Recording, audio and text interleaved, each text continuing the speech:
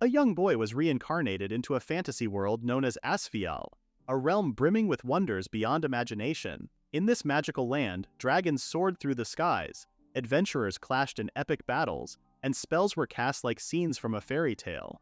It was everything the boy had ever dreamed of as a child. His new life in this extraordinary world had just begun, or so he believed. Despite the enchanting sights, Asfiel lacked the comforts he had once taken for granted. There were no baths, no proper meals, and certainly no electricity. The civilization resembled something out of the medieval age, far removed from the convenience of the modern world he had left behind. As he lay in bed, disappointment settled in. What he once thought was paradise began to feel like a downgrade. Bro got Isekai'd and realized too late it didn't come with plumbing. He turned his eyes toward the glowing moon outside his window, longing for the freedom to move between worlds at will. In that moment, a portal materialized before him, swirling with mysterious energy. The boy stared in awe, sensing the awakening of a power deep within him. It was the Moon Gate. Dimensional travel, his unique ability. With it, he could traverse countless worlds, each with its own rules and wonders. He journeyed through lands dominated by dinosaurs, others ruled by futuristic machines, and realms beyond human understanding. Eventually, he found himself standing in a place that felt familiar: Japan. He was now a young man, and it had been over a decade since he'd seen it. He never imagined he'd return. Just then, an old man noticed him and approached, curious about the stranger's presence. Caught off guard, the young man struggled to explain himself. Instead, the man extended an offer of lunch. During the meal, the young man found himself overwhelmed with emotion. It had been years since he'd last tasted soba, and the simple dish moved him to tears. It was then that the man made an observation. The young man, though clearly not Japanese, spoke with a perfect accent. Confused, the boy looked into a nearby mirror and was met with a reflection that was no longer his own. Golden hair, green eyes, a face foreign to the one he remembered. Somewhere along the way, his appearance had changed, yet his speech remained fluent. He suspected this was another effect of his skill. From that point forward, the boy began to travel frequently between worlds. One discovery stood out: no living being besides him could pass through the Moon Gate. However, non-living objects could. That realization opened a door to possibilities far beyond mere exploration. He saw opportunity in the differences between the two worlds. In Japan, a gold nugget could buy a mansion. In Asfiel, it barely amounted to a month's wage. On the flip side, spices and sweets held immense value in Asfiel. A single luxurious cake could fetch the price of a house. With that in mind, the young man began to envision a new purpose, not as an adventurer, but as a merchant between worlds. He would bring goods from Japan into Asfiel, and in doing so, create a fortune. Life in Asfiel may have lacked convenience, but with the right strategy, he could afford every comfort he desired, even a trip to a proper bathhouse. One day, an old woman approached the young man and thanked him for his help, noting how much the elderly villagers appreciated his kindness. As a token of gratitude, she handed him some money. He accepted it with genuine appreciation, even cheerfully declaring that he would spend it all on sweets. The woman was amused and surprised, asking if he truly loved sweets that much. The young man proudly confirmed it before politely excusing himself. Of course, he couldn't admit that he planned to resell the money's value in another world, so he said nothing more. Now it was time to begin his journey as a merchant. Later, the young man, whose name was Alan, returned to Asfiel. He handed a piece of chocolate to a local merchant named Albert. Curious, Albert asked where Alan had gotten such a treat, but Alan remained vague and instead asked whether nobles might be interested in buying it. Albert responded that nobles would absolutely be drawn to it, and many would be captivated by such a luxurious sweet. It was clear Alan sought Albert's assistance, and though Albert admitted he had no direct ties to the nobility, he suggested that he might be able to connect Alan to someone who did. Still, something seemed to trouble Albert. Alan noticed and asked if there was a problem. Specifically, if selling to nobles might be an issue. Albert explained the risks. Going directly to nobles could draw all kinds of unwanted attention. Other merchants might not take kindly to someone bypassing the usual networks. In noble society, sweets weren't just treats. They were symbols of power, gifts in political dealings, and signs of wealth. As a result, merchants often organized themselves, managing farmers and confectioners collectively. Violating these unspoken agreements could invite backlash. But Alan, not seeing the big picture, merely commented that Albert's shop was small because of his fear of those said merchants. The remark irked Albert, although he conceded that Alan wasn't entirely wrong. A small-time merchant like himself could never stand toe-to-toe with those serving the elite. Albert's really out here fearing the dessert cartel. Albert eventually told Alan that he would have to find another merchant if he wanted to sell chocolates. Though slightly disappointed, Alan respected the decision. But he wasn't giving up entirely, just shifting gears. He already had another product in mind.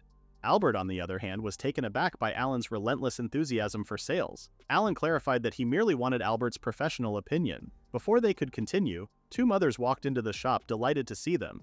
Alan greeted them casually and asked if they were out shopping. One of the mothers expressed surprise at seeing him there and quickly took interest in the item he was holding, asking what it was. Alan simply said it was an exotic sweet he had come across. The girl then asked if he intended to become a merchant, to which he replied that he was merely curious about the trade. Albert, realizing this was an ideal moment to test the product's appeal, encouraged Alan to let the mothers try the sweets. Alan hesitated, worried about giving away too much, but Albert didn't seem concerned.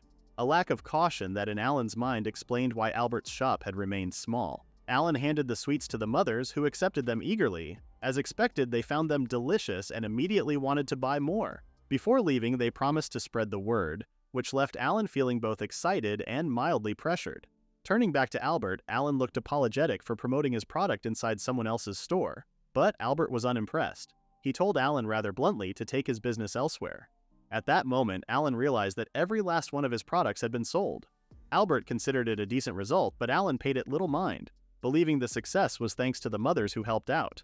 Still, he couldn't shake the thought that if only the chocolates had sold instead, he might have been sitting on a small fortune by now. The potential value gnawed at him, a sharp reminder of what could have been. Albert, grounded as ever, mentally warned against underestimating the trade. Alan, recognizing the support he'd received, offered his thanks before departing. He then left behind the unsold chocolates as a token of appreciation. Though Albert tried to stop him, Alan continued on his way, leaving Albert thinking that perhaps the young man had more potential at this field than he initially thought. Later that day, Alan made his way to a bathhouse. The warm water was a rare comfort, a momentary escape from the uncertainties that weighed on him.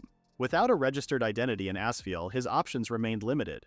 He couldn't rent a place to stay, hold a stable job, or pull himself out of this cycle of poverty. Yet, even with all that hanging over him, the bath lifted his spirits. In that brief moment of relaxation, a new sense of hope emerged. Selling sweets hadn't made him wealthy, but it confirmed something vital. Japanese goods held value in this world. The challenge now was figuring out what to sell and how to navigate the unfamiliar marketplace. The merchants here operated under their own systems, bound by rules he had yet to understand. There was still much to learn. Later on, he found himself at a local pub. The alcohol served there was surprisingly good, adding to the quiet luxuries of the day. Coming right after the bathhouse visit, the drink felt well earned. But before long, the atmosphere shifted. The noise died down as silence swept across the room. A group of girls had entered, drawing everyone's attention. The sudden change in mood was undeniable. Whispers rippled through the crowd, identifying one of them as the Black Princess. Her presence in the town came as a shock to the patrons.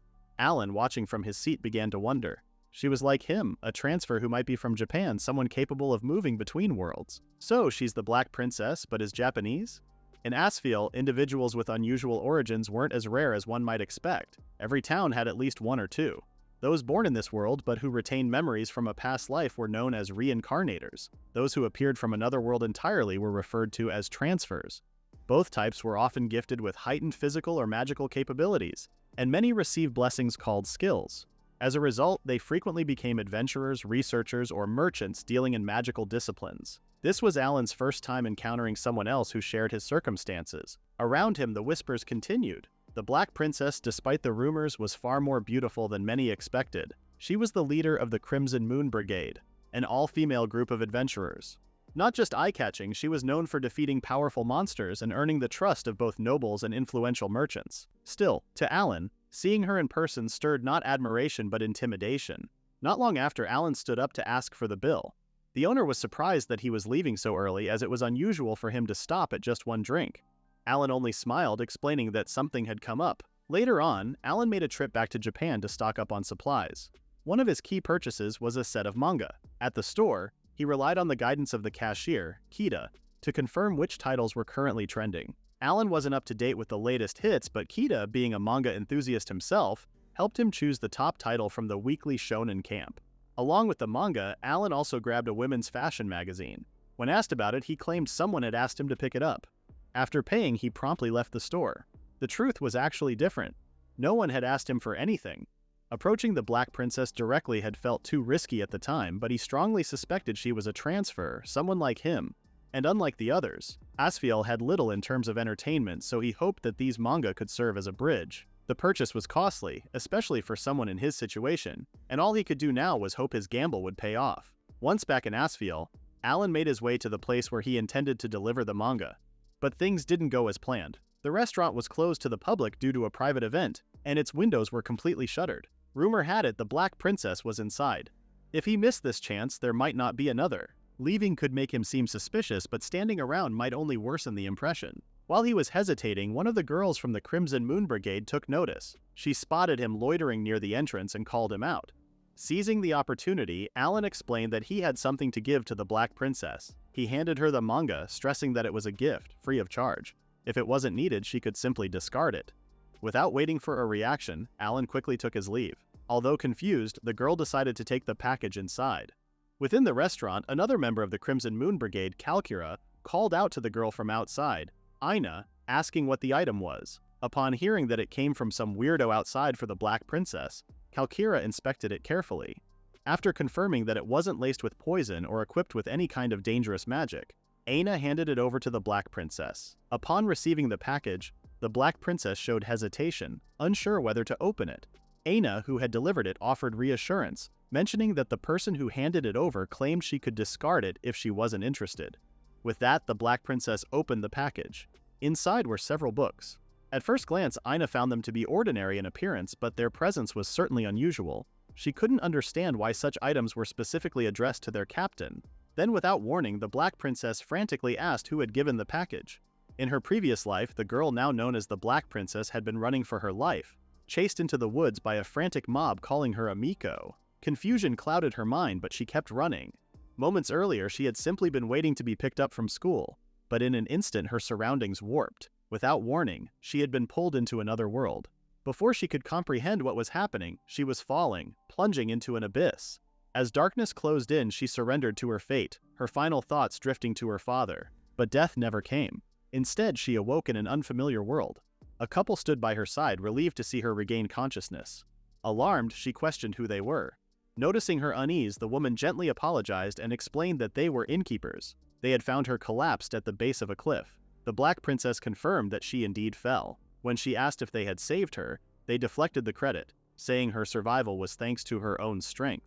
Surviving such a fall was, according to them, something only a Miko could do. Still unfamiliar with the term, she asked what a Miko was. The couple explained that Mikos were divine messengers, beings from another world, marked by traits like black hair and blessed with unknown powers. Though she didn't yet understand her own abilities, the signs were there. Overwhelmed, she admitted that none of it made sense. The woman then handed her a warm cup of tea, advising her to rest first and make sense of everything later. Taking that advice to heart, she drank the tea and slowly calmed her thoughts. Once her strength returned, she expressed her gratitude and prepared to leave. The couple wished her well, and she returned the sentiment.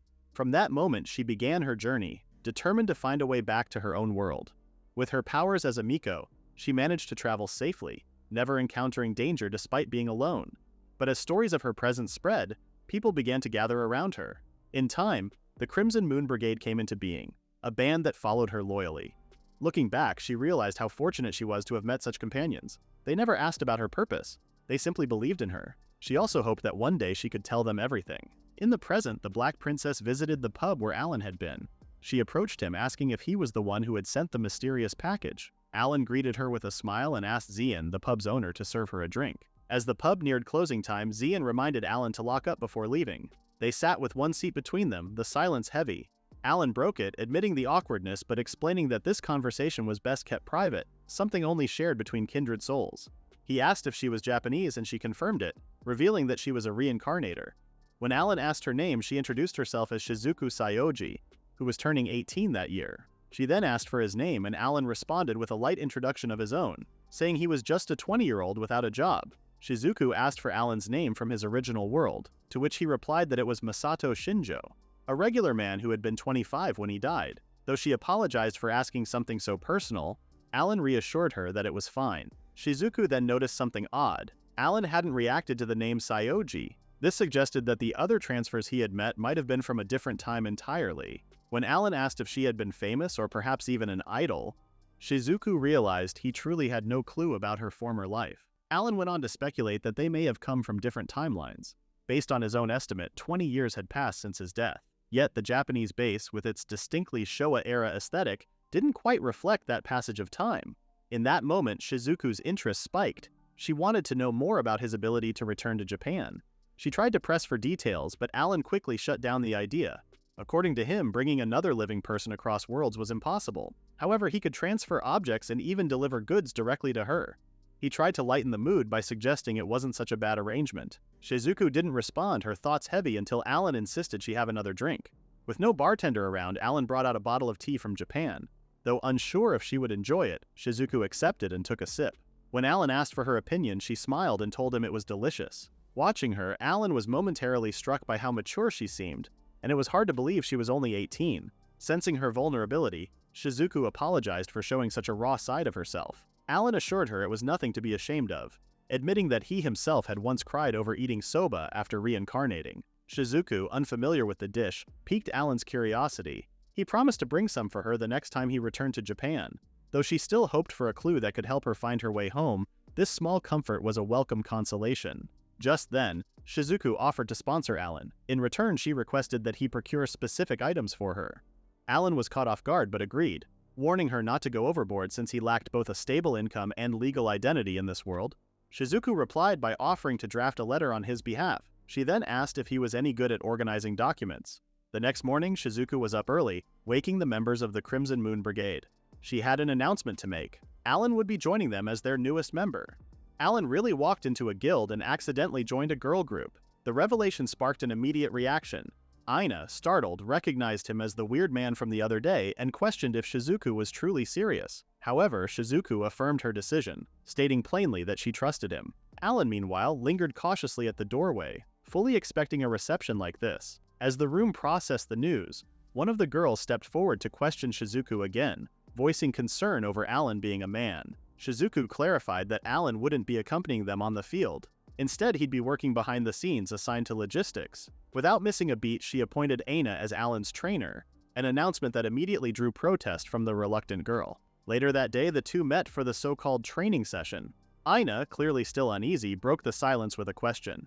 She asked how Alan managed to earn the captain's interest, noting she had never seen Shizuku that enthusiastic before. Alan admitted it took some effort, but in the end it worked out, even if he hadn't expected to join the brigade himself. Meanwhile, Aina couldn't help but reflect on how unusual the situation was. In all their history, never had a man joined the Crimson Moon Brigade. Aina quickly pushed aside her earlier doubts, remarking that the extra manpower would be helpful regardless. Alan then asked if she'd really been handling all the brigade's logistics on her own, and she confirmed it, explaining that she and Shizuku were the only ones capable of reading and doing basic math. The weight of the task began to settle in on Alan, knowing that managing supplies for over 30 people was no small feat. Aina then laid out the plan. She would take care of stock checks while Alan would be in charge of restocking. She also mentioned that the Crimson Moon Brigade's name alone should be enough to keep merchants from charging him unfairly. Before he set out, Alan reminded her not to overwork herself. Later that day, Alan began his errands, still in disbelief over how everything had turned out. Originally, the plan was to become a merchant connected to the Crimson Moon Brigade, someone who could trade freely with nobles. Instead, he had ended up as one of their own. Now that he was part of the team, he knew he had to prove himself if he wanted to earn the trust of the other members. As he passed by Albert's shop, a group of familiar mothers called out to him, waving him over. They wasted no time confirming the rumor of whether he really joined the Crimson Moon Brigade. Alan was taken aback that the news had already reached them. The mothers laughed, explaining that gossip travels fast, and then teasingly asked if there was something going on between him and the Black Princess. Flustered, Alan quickly denied it, saying she had only been interested in the goods he sold. He was just an added bonus. Still, the speed of the rumors left him uneasy. One of the mothers mentioned how much she had enjoyed the sweets he brought last time, while another offered her congratulations and wished him luck in his new role. Alan responded with a sheepish laugh, saying he was only running errands for now. Then one of the mothers told him to visit her shop more often, promising him a discount. Shocked by the generous offer, Alan asked if she was really serious. After picking up some of the supplies, he realized just how much he owed these women and quietly noted that he couldn't thank them enough. That's when he heard someone shouting his name from the crowd. Turning around, he found himself surrounded by a small group of people, all excited to see him. Word had clearly spread fast, and now several townsfolk were offering their support and even supplies. The unexpected outpouring of kindness overwhelmed him. Caught in the emotion of it all, Alan couldn't hold it in any longer and let out a joyful scream. Later that day, Aina thanked Alan for his help and asked if he had finished his shopping run. Alan confirmed that he had and handed over the invoices, though he kept himself half hidden around the corner.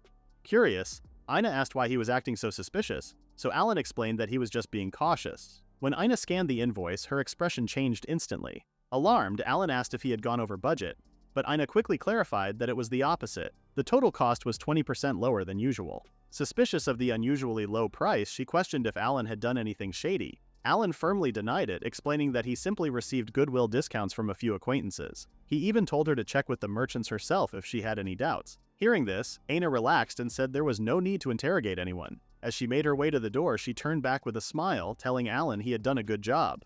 Later on, Alan returned to Japan, carrying with him a letter from Shizuku. As he looked at it, he couldn't help but wonder if it would truly make a difference. The Crimson Moon Brigade finally arrived at the royal capital, with Alan traveling alongside them. Shizuku acknowledged the group's hard work throughout their long journey and informed them that Lineberg would now serve as their new base of operations. Their team house had already been arranged, and everyone was instructed to find their assigned rooms and settle in. As the group dispersed, Shizuku pulled Alan aside. She asked him to return to Japan once he had completed his current responsibilities. Alan didn't mind, but asked if she needed something in particular. Shizuku replied vaguely, saying she didn't need any supplies this time and that Alan would understand once he got there. She didn't elaborate, turning away without offering further explanation. Before fully leaving, though, she reminded him to pick up the next volume of Dream Love, a manga she clearly adored. Later, Alan arrived in Japan, only to find the village in a state of commotion. The old man he had once met, Genji, greeted him warmly, commenting on how long it had been. Curious, Alan asked about the gathering, and Genji explained that the people were from the Saioji group. Apparently, they had been searching for Alan for over a week, much to Genji's confusion, especially since Alan had never heard of them before. Seeing no point in hiding, Alan decided to approach the group. As he neared, he spotted a car and a young woman seated inside. She asked if he was Alan, and once he confirmed it, she invited him into the car, noting how hot it was outside. Inside the vehicle, the unfamiliar woman casually commented on the difficulty of finding him. She also complained about the lack of decent cigarettes in the area. Alan offered an apology but quickly realized he didn't even know her name. She introduced herself as Akira Kamiki, telling him to call her Akira. When Alan asked if her search had something to do with Shizuku's letter, Akira suddenly slammed the car door shut. Her demeanor shifted, and it became clear that Alan's response had confirmed her suspicions. Without hesitation, Akira radioed her team, announcing that the target had been secured and requesting backup. As tension filled the air, she warned Alan to cooperate if he wanted to remain unharmed. Her piercing gaze and chilling words made it clear she wasn't bluffing. Forced into submission, Alan had no choice but to go along with whatever was about to unfold. During the ride, he asked what the Saioji group actually was. Akira explained that it was a sprawling corporate empire, deeply rooted in real estate and other crucial industries both in Japan and abroad. It functioned like a powerful zaibatsu, and its origins could be traced back to one of Kyoto's wealthiest families. Under the leadership of Ryugen Saioji, Shizuku's father, it had grown into a major conglomerate. Akira also revealed that her family, the Kamikis, had served the Saiyojis for generations. She herself had been by Shizuku's side since middle school. But 3 years ago, coinciding with the start of her full-time position at the estate, she began to notice that something wasn't right. There was a time when Akira served tea to Shizuku, and the girl complimented her for it. Akira responded with the usual courtesy, but Shizuku reminded her not to be so formal when it was just the two of them.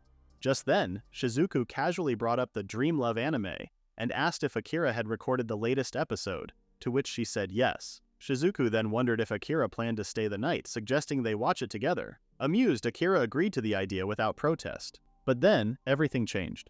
One day, as Akira waited for Shizuku to return home, she was met with the devastating news that Shizuku had gone missing. It was abrupt and baffling.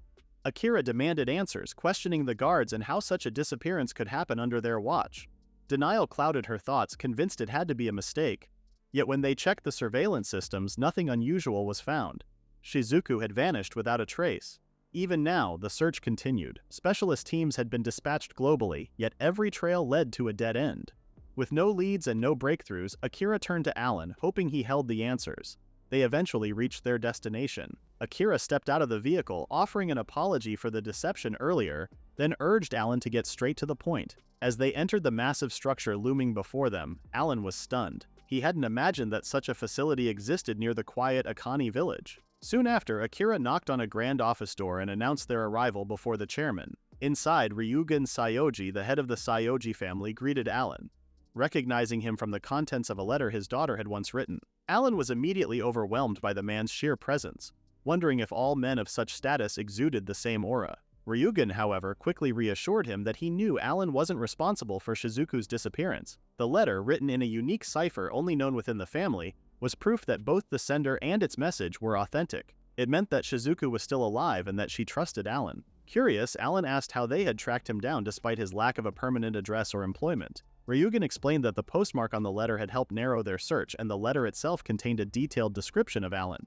He then expressed admiration for him.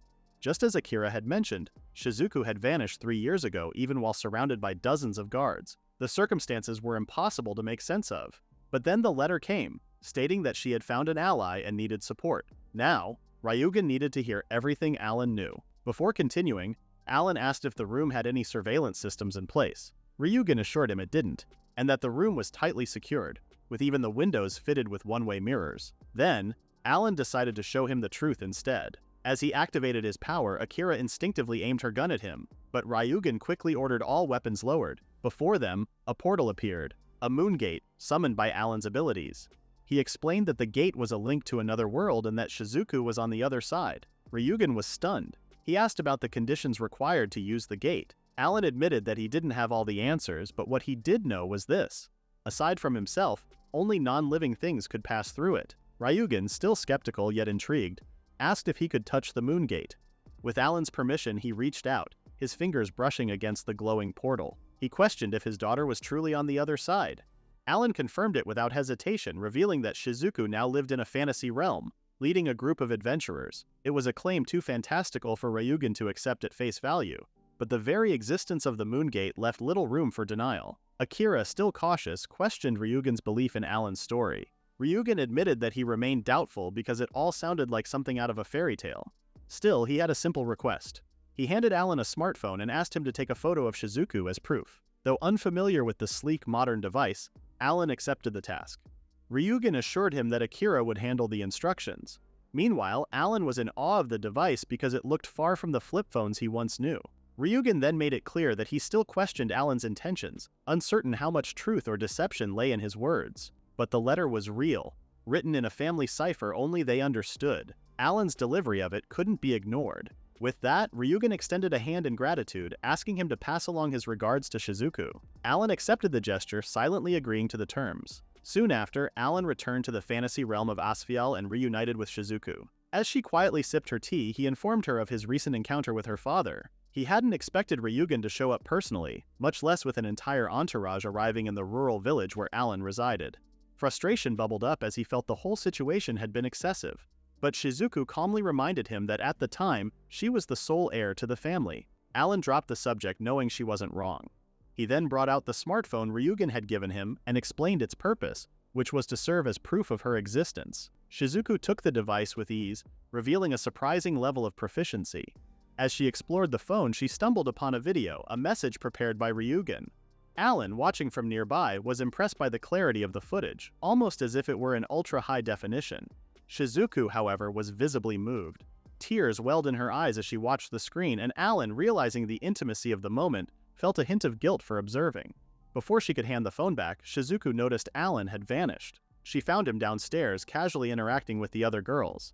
He explained that it was a good time to introduce them to the smartphone, and with Shizuku's permission, the group quickly became excited.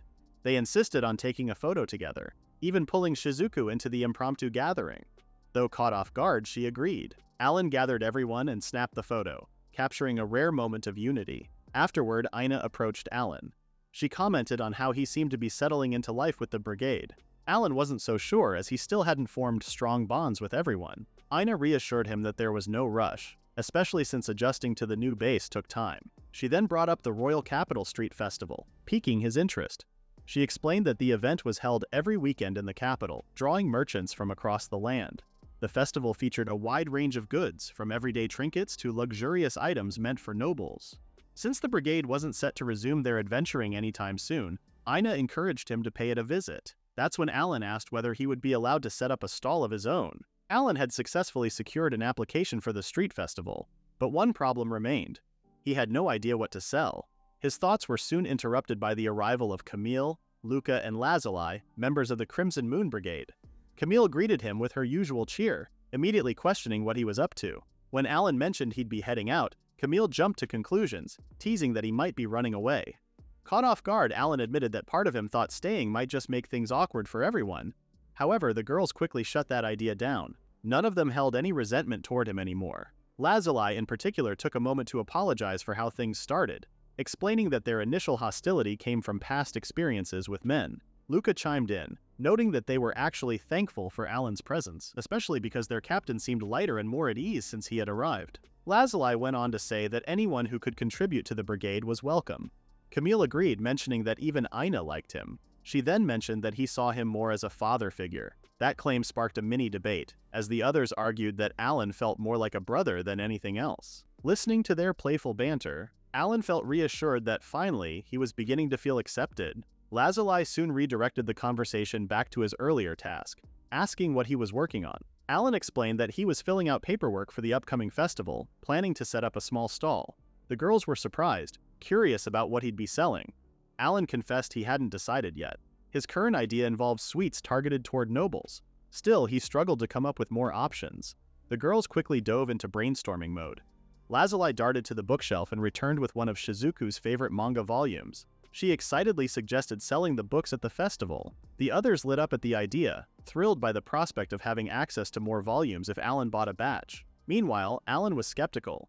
It seemed like Lazuli's suggestion came from a place of self-interest more than business savvy. He was also caught off guard by the fact that the girls could read Japanese. Still, he had to admit that entertainment goods could work. It might not be the most cost-effective option, though. Though disappointed by the logistical concerns, the girls perked up again when Alan said he'd stock at least a few copies. That was all they needed to hear. With that settled, they eagerly promised to stop by his stall once the festival began. Later on, Alan made his way to Japan to return the smartphone to Ryugen. Yet even as he approached the task, he wasn't entirely sure if Ryugen had believed the contents he'd submitted. His uncertainty was briefly interrupted when Akira greeted him at the door, announcing that she would be acting as his assistant. Her unusually cheerful demeanor threw him off so much that he shut the door in her face. Afterward, Alan apologized, explaining that he'd simply been startled. He asked her to speak with him as she used to, but she declined. Still, her calm expression was enough to reassure him. Alan then mentioned that it seemed the chairman had accepted the proof he presented. Akira confirmed that Ryugen had been genuinely thrilled. Alongside the photo, the glowing mineral Alan had delivered, luminite, was confirmed to be a completely unknown substance. There was no longer any reason to doubt his story. Without delay, Akira handed him a set of documents and cards, stating that this was the promised support. Among the items were identity and residency papers, details about his assigned living space, which came fully furnished with a PC and other essentials, and a black credit card with no spending limit. She then showed him the balance in his new account, over 100 million yen. She really pulled out the entire Sugar Daddy starter kit. Alan was stunned. Though grateful, he couldn't help but feel that all of it was a bit too much. Akira then laid out two conditions. First, Alan would be expected to cooperate in the research surrounding the gate, as they were eager to understand his abilities and the nature of the other world. Second, and most importantly, he was to provide full support to Shizuku. As she emphasized the second condition, her expression turned sharp and unyielding, leaving Alan no choice but to agree. From that point forward, Akira informed him that she would oversee his security and assist him however necessary. Alan thanked her, then made a request of his own. Not long after, the two ventured into the city to search for entertainment goods. Though Alan could have made the selections himself, he admitted he was out of touch with modern Japan. Akira understood but remained curious about his intentions for opening a shop. Alan then explained that he needed to build connections. Back home, he relied on familiar faces, but this was his first time navigating the capital. Winning over nobles would stabilize his finances and grant the brigade better access to information and resources. Akira found his reasoning puzzling, pointing out that with the resources given to him, wealth was no longer a concern. Alan acknowledged this, but he admitted he wanted to earn his own way. He wasn't content with simply receiving support, and he wanted to build something of his own. Akira found his mindset unexpectedly sincere, and Alan found comfort in that. Akira then asked Alan if he had any plans to stock some items. However, before he could respond, his attention drifted toward a nearby store display filled with trading cards. Intrigued, Alan paused while Akira looked on, puzzled by his interest in them. Alan explained that in Asfiel, entertainment was a rarity. While nobles occasionally indulged in board games, they were often simplistic and uninspired. Trading cards, with their strategy and collectability, might stand out as something new. The only issue was choosing the right ones because many of the titles were unfamiliar to him. Akira then mentioned that the C Group operated across numerous industries, and entertainment was no exception. One of their subsidiaries even specialized in trading cards. Without hesitation, she made a phone call ordering an entire warehouse's worth of crossword puzzles. Alan panicked, urging her not to go overboard. Eventually, he opted to purchase only a few cards, explaining that he wanted to test the waters before committing fully. He thanked Akira for her help and mentioned his plan to look for sweets and books next. Aware that she had her own responsibilities, he told her it was okay not to accompany him, but Akira refused. She insisted on staying by his side, explaining that if anything happened to him, it would break Shizuku's heart. Alan was caught off guard by her straightforwardness. At that moment, he decided to place his full trust in her. Later, as they browsed through more shops, Akira showed Alan a stack of CDs. He was surprised and felt outdated, especially since he'd only known DVDs. It hadn't hit him until now how much the world had changed. Then something on a nearby TV caught his eye, a character from a show he recognized. He asked if it was Dream Love, the series Shizuku adored. At that, he noticed Akira had gone silent. She admitted it made her feel nostalgic. Shizuku had once invited her to watch it together, but the moment never came. Alan, sensing he might have touched a nerve, quickly apologized. But Akira reassured him that that wasn't her intention. She might have missed spending time with Shizuku, but being by her side wasn't the only way to serve her.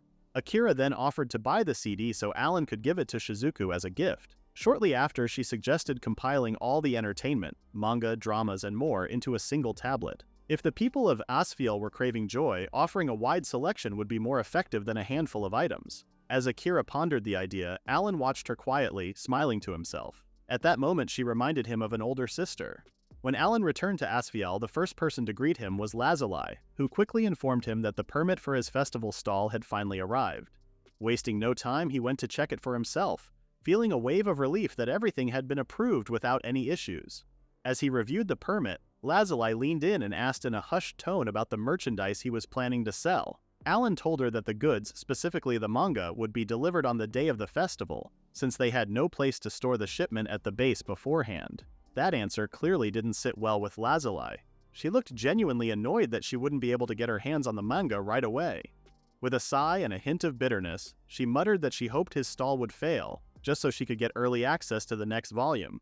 Damn, she really chose violence. Alan found her dramatic reaction more irritating than amusing, but he didn't press the matter. Changing the subject, Alan asked when Luca and the others were expected to arrive. Lazuli said they'd be coming in the evening, though she herself would show up a bit later with Camille because she still had a few tasks to wrap up. As the conversation shifted, she casually asked where Alan's booth would be set up, noting that it seemed like he was aiming for a wealthier audience. Alan answered that he had selected booth 13, located along the West Main Street. That response took Lazuli by surprise.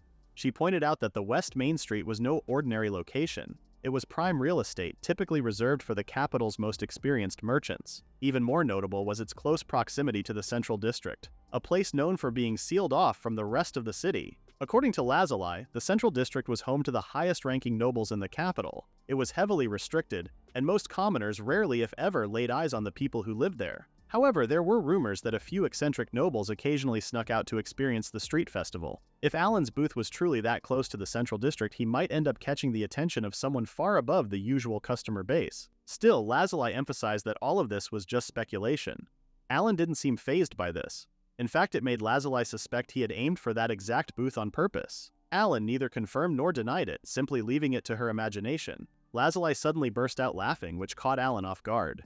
When he asked why, she brushed it off, saying he was just very interesting. He wasn't sure if that was a compliment or sarcasm.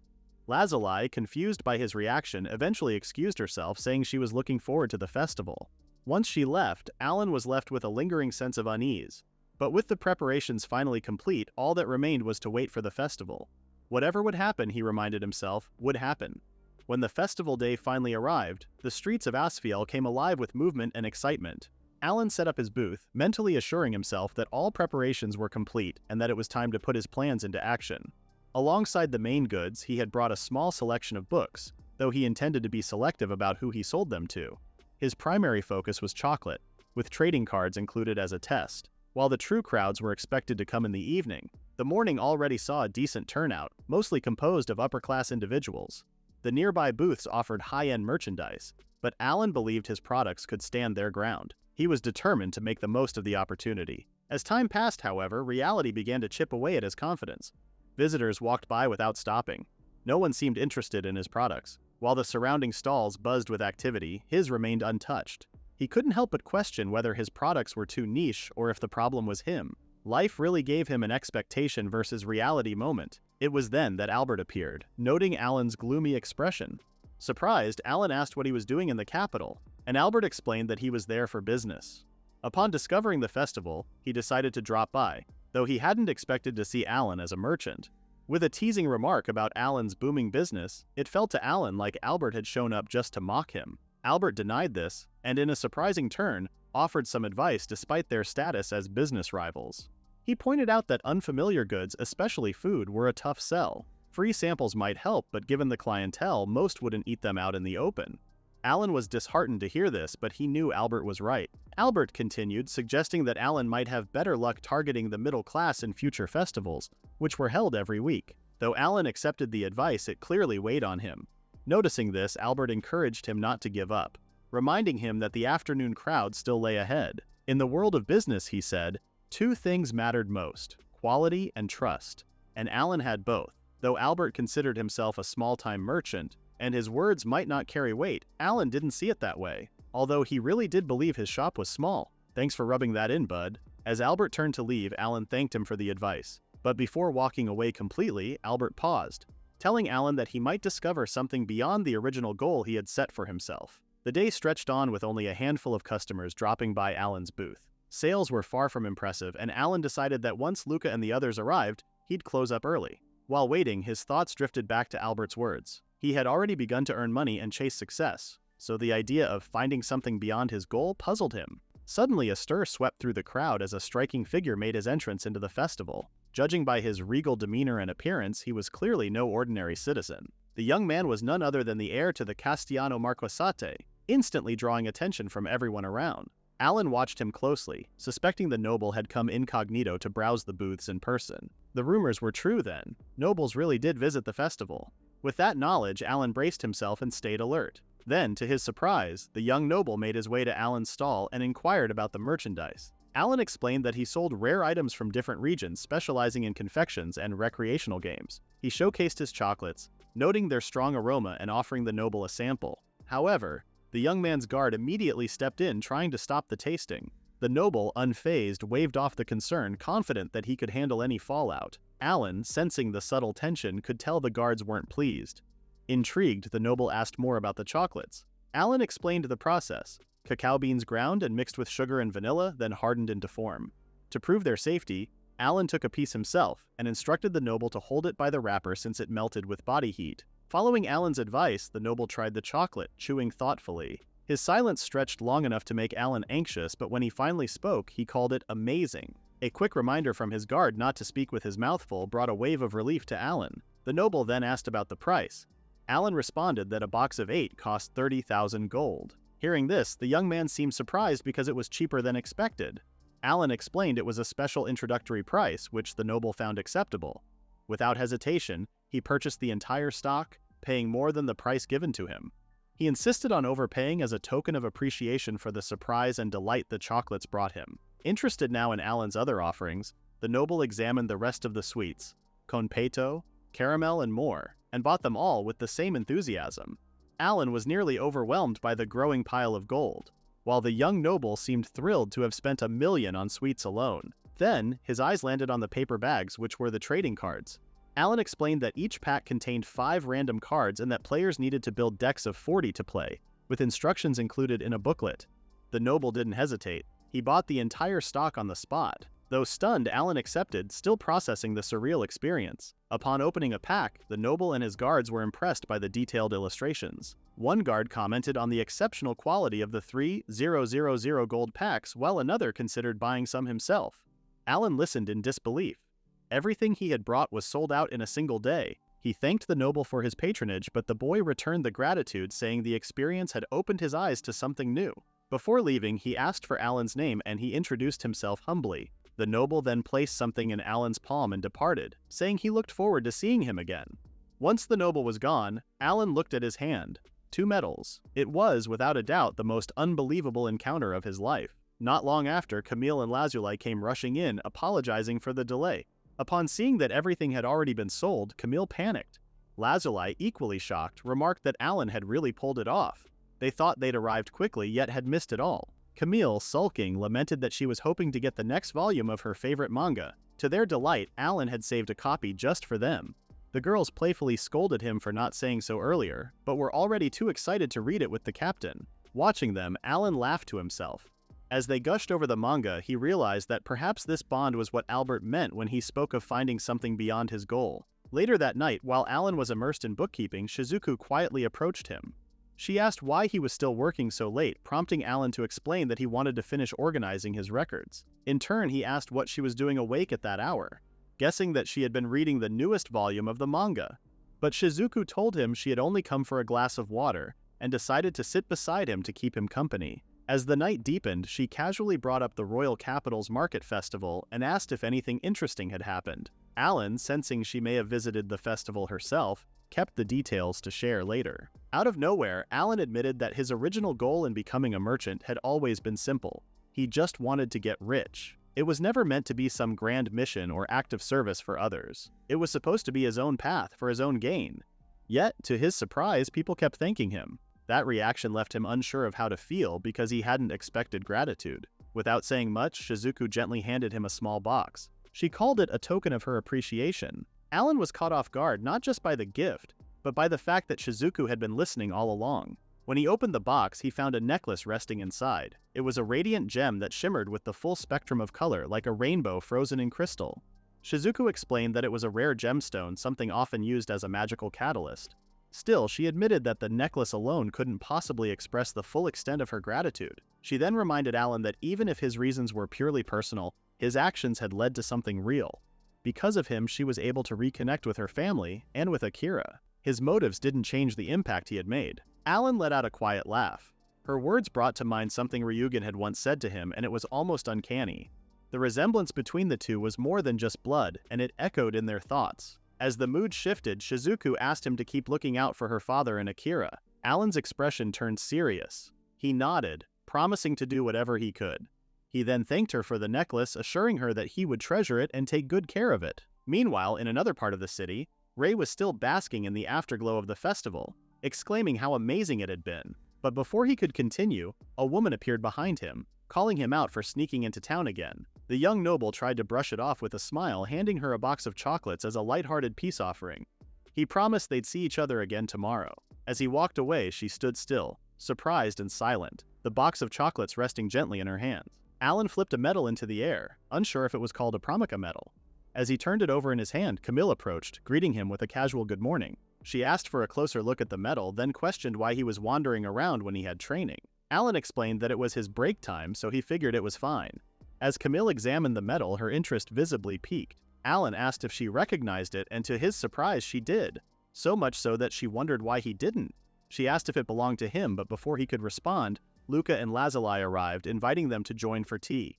Camille lit up at the offer, while Alan couldn't help but feel a bit frustrated that the medal discussion had been cut short. Once they were seated, Camille's focus quickly shifted to the sweets on the table. Her eyes lit up as she curiously asked what kind of treats they were. Luca explained that the cookies were a gift from Alan, a small thank you for the help the girls had given him during the street festival. As they dug in, Camille pointed to a particularly odd-looking cookie and asked what animal it was meant to be. Alan blinked, surprised she couldn't tell it was a cat. Then again, in this world, cats were nothing like the ones he knew. Here they were wild and aggressive, not the soft, domestic creatures he was used to. Even so, the cookies were met with delight. The girls commented on how cute they were, almost too cute to eat, and couldn't ignore how soft and warm they felt to the touch. Alan, however, couldn't shake the feeling that he didn't quite belong. The cheerful energy around him only made his quiet awkwardness more obvious. Luca soon brought up the festival, saying she had heard it was a huge success. Alan confirmed it was, but admitted that the credit mostly went to one customer who bought everything. He explained that the medals he had were given to him by that very person, which left Camille skeptical. She insisted that couldn't be possible, but Alan stood by his story. Lazuli asked to see the medals, so Alan showed them the gold and silver Pramika medals. When he asked what they were exactly, Luca clarified that Pramika medals were used to access restricted areas. To demonstrate, she revealed her own dungeon access medal. Camille then added that Pramika medals were rare and only given to individuals recognized by the guild. They weren't easy to obtain. Lazuli was especially stunned to see a gold Pramika for the first time. Luca recalled that Camille had a silver promika, and Camille explained that hers only granted access to the school district. It allowed her to enter schools marked with the same crest as the medal. Based on Alan's medals, he had access to both the Royal Capital School District and N5 Magic Academy within it. As for the gold medal, it likely gave him entry to the Central District. Luca suggested he consult the Academy for confirmation, as someone had likely given him those medals as an invitation. With that, the puzzle pieces began falling into place for Alan. But the realization brought tension because he now had to meet Ray alone, the Marquise's heir. Before he could dwell too much on that, Luca suggested that Camille show him around, since she knew the school district well. Camille agreed, saying she owed him for the manga anyway. Just this once, she'd make an exception and act as his guide. Alan gratefully accepted the offer, feeling relieved to have someone with him on this next step of his journey. Later on, Camille and Alan arrived at the school district. Camille explained that it was the largest district in the royal capital, home not only to various schools but also to government-run research facilities. As she continued to chatter on, Alan quietly appreciated having her by his side. Amid their walk, Camille's focus shifted to the cold gift Alan had brought along. Without wasting time, she urged him to head toward the checkpoint. When they reached it, Alan presented his promika medals to the guard, leaving the man visibly stunned by what he saw. In an instant, the two were given permission to pass. Camille was dazed by the view, saying that it was nostalgic. Alan was just as amazed, thinking to himself that it felt like a completely different world. Just then, he spotted a majestic building nearby, and he asked Camille what it was. She explained that it was the Sandrique Theological School's Grand Cathedral, and it was the only religious school in the royal capital. Alan was intrigued by the idea of a religious school, so he asked what was being studied there. Camille simply replied that it was theology, but they also studied medicine, holy magic, and healing magic. Healing magic in particular required special training. She also shared that their vice captain, Nana, graduated from a religious school. Alan was surprised, while Camille went on to share that Nana could also use both healing magic and holy magic. People said that her reputation was even higher than the captain's, which Camille thought was impressive. Now that Alan had thought about it, he realized that he hadn't talked to the vice captains yet. Camille explained that they were both really busy. On top of that, Rafine hated men, so Alan should probably keep his distance. The mental image Alan had of Rafine scared him, so he made sure to keep that in mind. Just then, Alan turned the focus to Camille, asking her what school she went to. She shared that she went to Lyosol Magic School, a low-tier magic school that was made for commoners.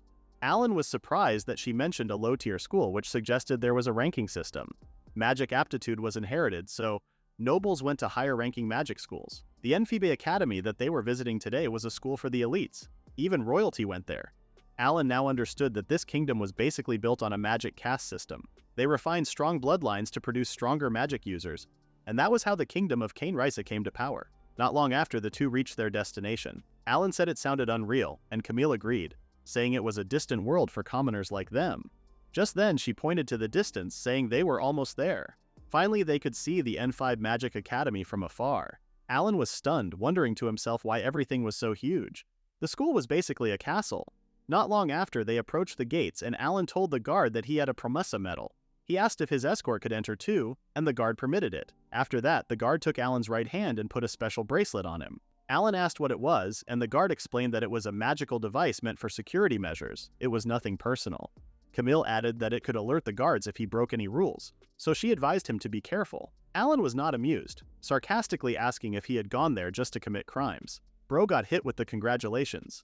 "You're on probation" bracelet. They soon entered the school grounds, and Camille was amazed. It was totally different from Lyosol.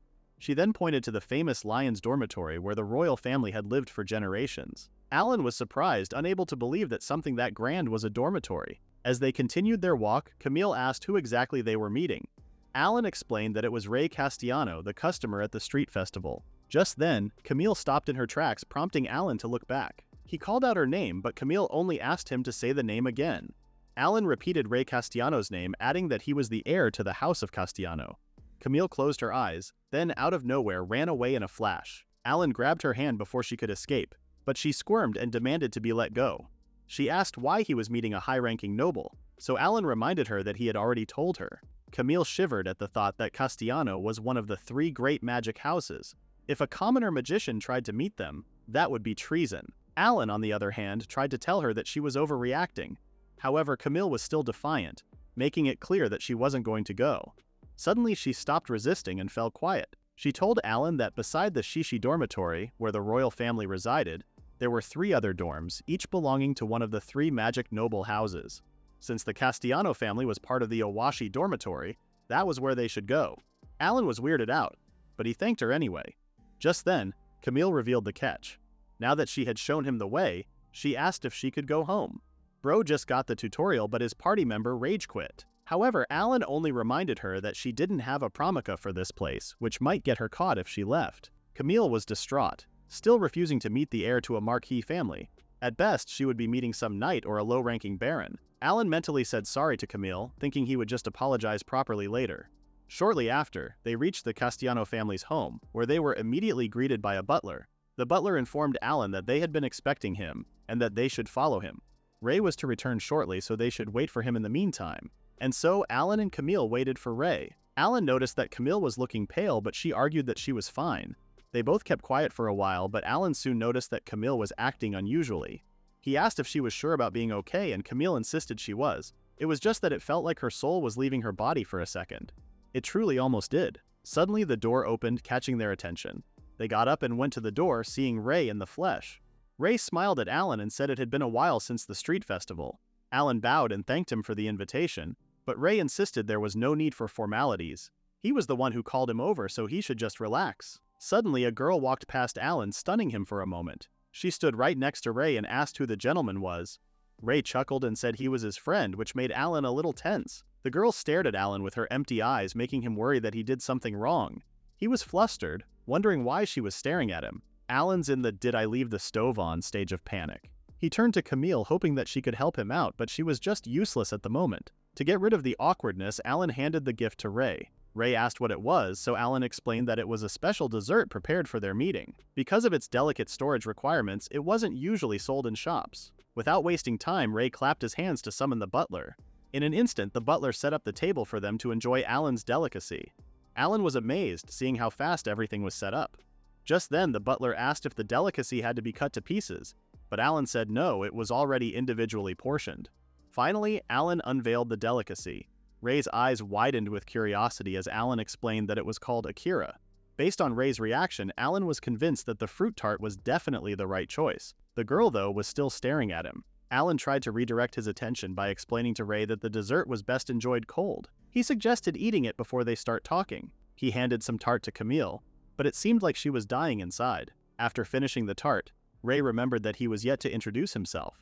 He went on to say that he was Ray Castellano, and he was in his first year at the N5 Academy's middle school division. He then praised Alan, saying he was right about him. The tart was the best dessert he ever had. Hearing that, Alan was honored that he thought of him that way. Just then, Ray introduced his cousin, Chris Arisa, the girl from before. Noticing her silence, Ray asked Chris what was wrong. She was usually all cool and composed, but this was extreme. Just then, Chris told Ray to be quiet for a bit. Alan was amazed, witnessing how Chris casually spoke to the heir of a marquis family. Ray suddenly told Chris that lying wasn't good, then he mentioned that she had another name. Alan seemed confused, so Ray explained that commoners like him and Camille only had first names. However, Ray was a noble, so he had a family name as well. Chris, on the other hand, had even more than that.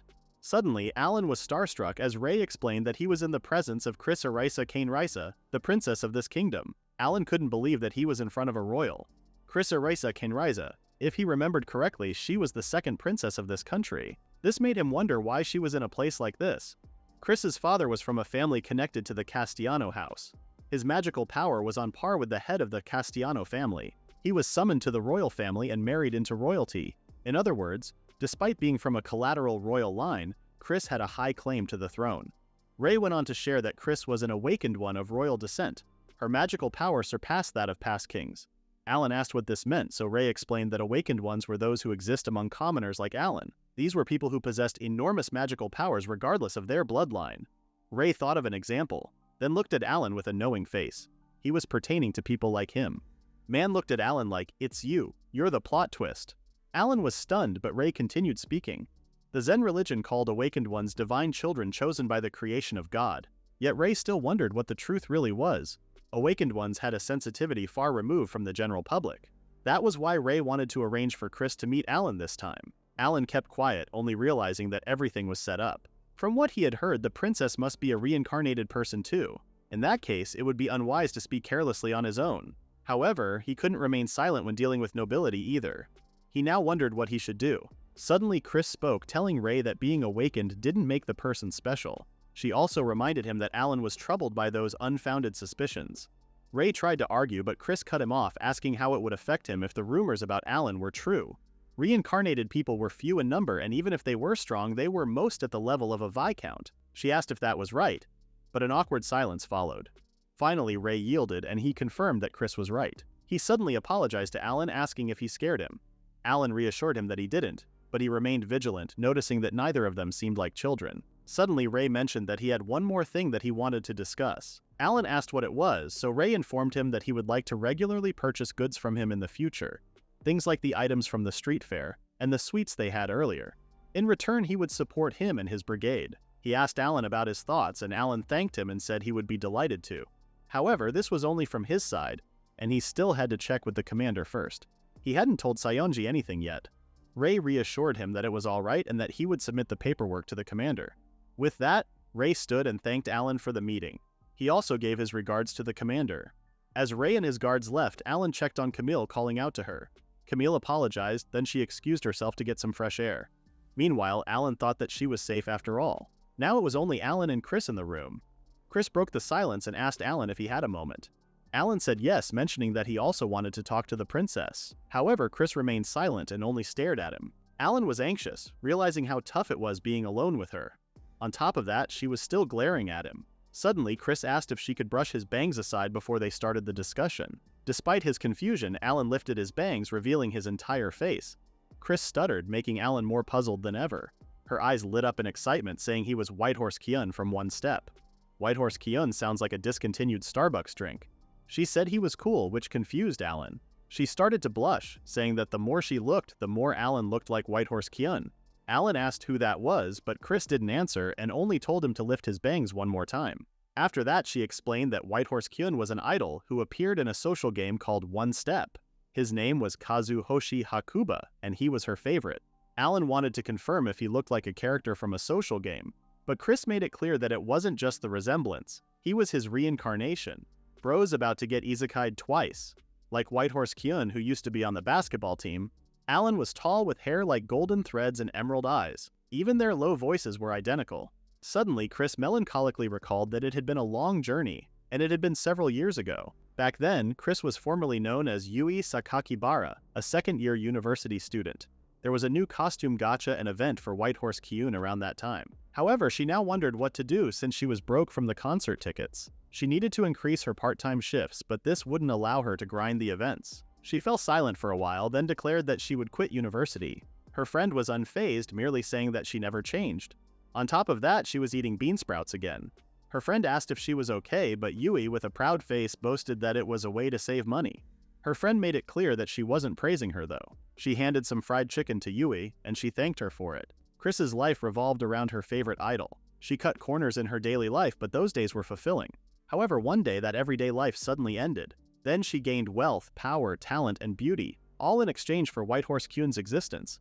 Since then, he had only existed in her heart. She cried as she thought about it, claiming that those days were painful. Alan, who witnessed her trauma dump, merely said that it must have been difficult. He didn't really get it, but he assumed she had been through a lot. Just then, Chris said that it was okay because she was now able to meet Whitehorse like this. Being sent to another world must be fate. This alarmed Alan, so he reminded her he was not Whitehorse. This didn't stop Chris, and she kept walking towards Alan. She suddenly grabbed him and slammed him on the wall, telling him to stay still. As Chris creepily came closer, Alan got worried that something weird had been triggered. Chris suddenly pinned him down and tied his hands, so Alan pleaded with her to stop, reminding her that a princess shouldn't be doing these kinds of things in such places. However, Chris reassured him that there was no need to worry, as she could easily suppress any rumors. Princess out here doing side quests in the 18+ category. Hearing this, Alan told her that the situation was not funny at all. Even though he was a reincarnated person too, he couldn't break free from her clutches. This made him wonder where Chris got all this strength. Desperate, Alan screamed for help, but Chris only revealed that the room was soundproof. She suddenly sat on top of him, telling him that he wouldn't be able to move either. In her past life, she didn't have any experience, but she had done a lot of studying. She then told Alan that if he could count the stains on the ceiling, it would be over soon, so he should just stop resisting. Alan prepared himself for what was to come, while Chris mustered all her courage. However, before Chris could do anything, Camille suddenly entered the room. Chris was caught in the act, sitting on top of Alan while undoing his buttons. As expected of Camille, she passed out at the mere sight of this. Camille saw that and her soul immediately hit the eject button. Chris suddenly bowed her head in apology, thinking that of all people she had lost her composure in front of her idol. She couldn't believe what she had done. Alan, on the other hand, questioned her choice of words. At any rate, Alan should be thankful to Camille. Who knew what could have happened if he were alone? Just then, Alan turned to the princess, wanting to talk to her about something. However, Chris cut him off, insisting on being called Sakakibara. There was no need for formalities in this situation, and that was an order. Having no choice, Alan said he understood. He addressed Chris as Sakakibara. Then he asked if she was reincarnated or transferred. From what she said earlier, it seemed like she was suddenly brought there. Chris replied that in her case it seemed like a possession. Only Sakakibara Yui's consciousness was sent to this world, and her memories and personality were synchronized with Chris's. Alan asked if it was like she had two separate personalities, but Chris said no. It was more like both consciousnesses merged to form her current personality. In other words, the kingdom's strongest otaku girl. That's what happened. Alan now understood, yet he was surprised. He had never heard of that pattern before. Chris didn't know the details either, and this was her first time meeting an awakened one. Given her position, she couldn't easily go outside. The people in this world were so good-looking that she got nervous just trying to talk to them. In the end, she was rumored to be weird and unsociable. Alan acknowledged her struggles. Then he went on to share that he had lived for 20 years, but he thought it was rare to meet an awakened one in everyday life. It might be different if one were an adventurer, especially someone from the same world. Chris agreed, thinking they were definitely different. Meanwhile, Alan decided that it was better to keep quiet about Sayonji for now. Just then, Camille, who was resting on Alan's lap, started to wake up. Chris quickly stood up, saying they had talked for a long time and that she was glad they had met that day. She also promised to send a letter of support to the brigade later. Not just for trading goods, but she would be happy to talk again as fellow Otherworlders. Alan agreed to it, making Chris smile. She said it was a promise, and she referred to Alan as White Horse Kyun. However, she quickly realized that she had made a mistake, and she asked for his name. Alan introduced himself, but he said Shinjo was fine too. Later on, Camille regained her consciousness. Alan was carrying her on his back, much to her confusion. She asked where she was, but Alan didn't answer, and was only glad that she had finally woken up. He asked how she was feeling and if she was unwell, but Camille reassured him she was fine. She tried to backtrack everything that happened. She remembered meeting Ray and the princess, then it struck her. When she returned to the room, the princess was on top of Alan.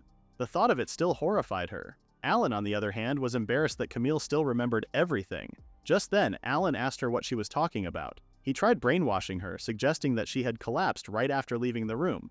Alan's whole vibe is, if I say it confidently enough, it's canon. She must have had a strange dream. Camille fell silent, but she ultimately fell for it. She believed Alan, thinking that there was no way that could have happened. With that, Alan apologized for deceiving her. He didn't mean to push her to the point of collapsing.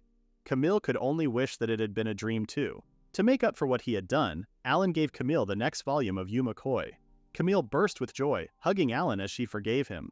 Alan, on the other hand, called her out for pulling his hair. Just then, he told her that if she were that energetic, then she could walk on her own. Camille refused, saying that if she didn't read Yuma Koi right away, she might faint again. Alan couldn't do anything about it, as Camille was his benefactor. This truly wasn't cheap. However, Camille overheard his complaints and she asked if he had said anything. Later on, they had finally returned to the guild. Alan thought it was tough back then, but things had been peaceful lately. Suddenly he was summoned by the commander, so he immediately went to see her. Upon entering her office, Sayonji immediately asked him what on earth he had done. Alan asked what she meant, so Sayonji rummaged through a pile of papers, revealing some letters from Chris and Ray. She had summoned Alan because of the letter of support from the second princess and the Marquis family. She asked if this was Alan's doing, and he replied that a lot had happened and it was a long story. Sayonji sighed, then she bluntly told him that all her plans had gone to waste because of him. Alan asked if he interfered, but Sayonji said no. In fact, she was rather grateful.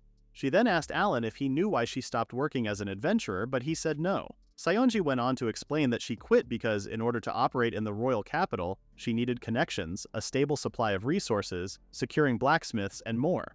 All of those were difficult without social credibility. Alan was surprised to know that it applied to a brigade at their level, despite having strong members. Sayonji continued, explaining that in provincial cities it was enough to talk to the local lord.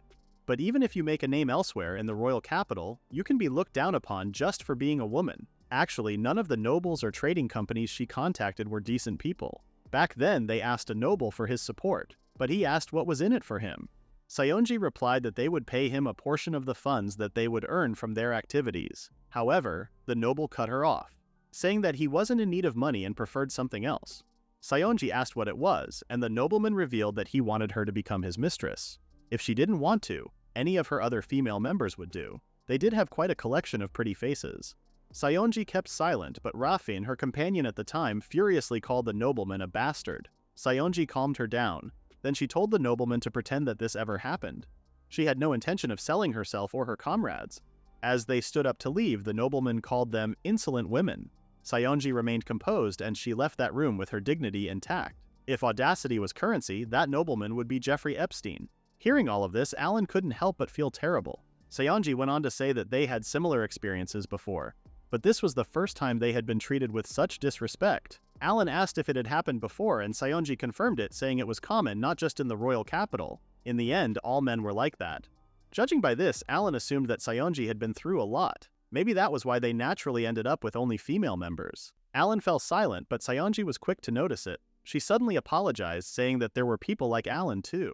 She just got a bit whiny. However, Alan reassured her that it was only natural given what happened. Suddenly, Alan asked her about the name of the man she mentioned earlier. Sayonji revealed that it was Alex Byrne, the chairman of the Byrne Trading Company. Alan noticed that he had a family name, so he asked if he was a noble. Sayonji said he wasn't, but apparently he ingratiated himself with an impoverished knight family. Sayonji noted that the man usually ran a transport business connecting the royal capital and provincial cities, so she advised Alan to be careful. Alan made sure to keep that in mind. Just then he told Sayonji to get some rest, as he was noticing bags under her eyes. She didn't argue, and she reassured him she would. After that, they proceeded to work on some papers. As Alan helped, he noticed that the work had increased. He thought that they wouldn't need to look for connections anymore.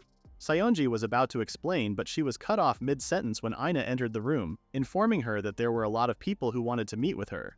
She suddenly noticed Alan, and she thought it was the perfect timing. Just then, Sayonji informed Aina that thanks to Alan, they were going to receive support from the Marquis family and the second princess. It seemed trading companies had heard the rumors and were flocking there. Aina was shocked, unable to believe the news about the Marquis family and the second princess. She couldn't wrap her head around the situation, so Alan tried to simplify it by saying that they just liked his goods.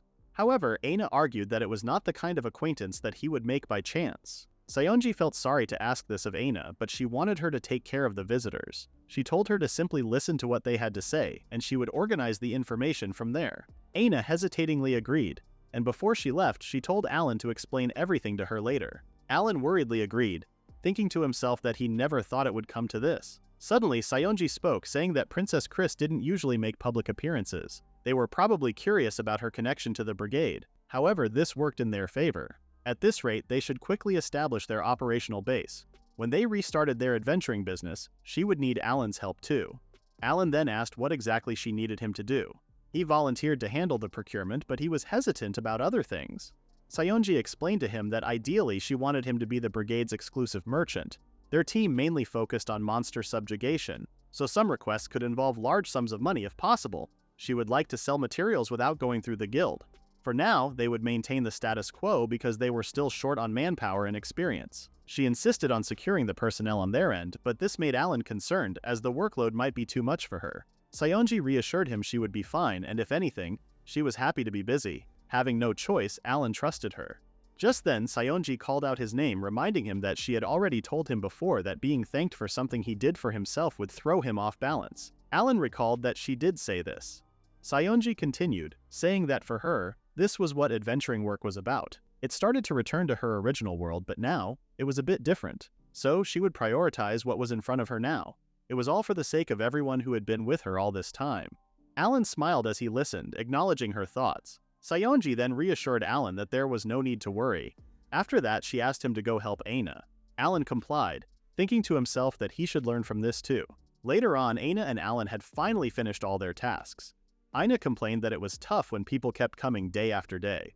It made negotiations easier, but still. Just then, she turned to Alan, hinting that a certain someone still wouldn't give her the details. However, Alan only feigned innocence, and he said that was all there was to it. After that, Aina shared that they had narrowed down some promising trading companies, and they might make it in time for the regular meeting at this rate. Alan was intrigued about the regular meeting, so Aina explained that this was where squad leaders would give status reports periodically. There was an upcoming one next month. Aina shared that it was her first time attending, which somehow interested Alan. Until now, Aina was the only one in the supply squad, so she was excused. She couldn't manage it on her own. Alan acknowledged it, then he told Aina to prepare the accounting documents. She asked if he was sure, but then she realized that Alan was pretty accurate with calculations.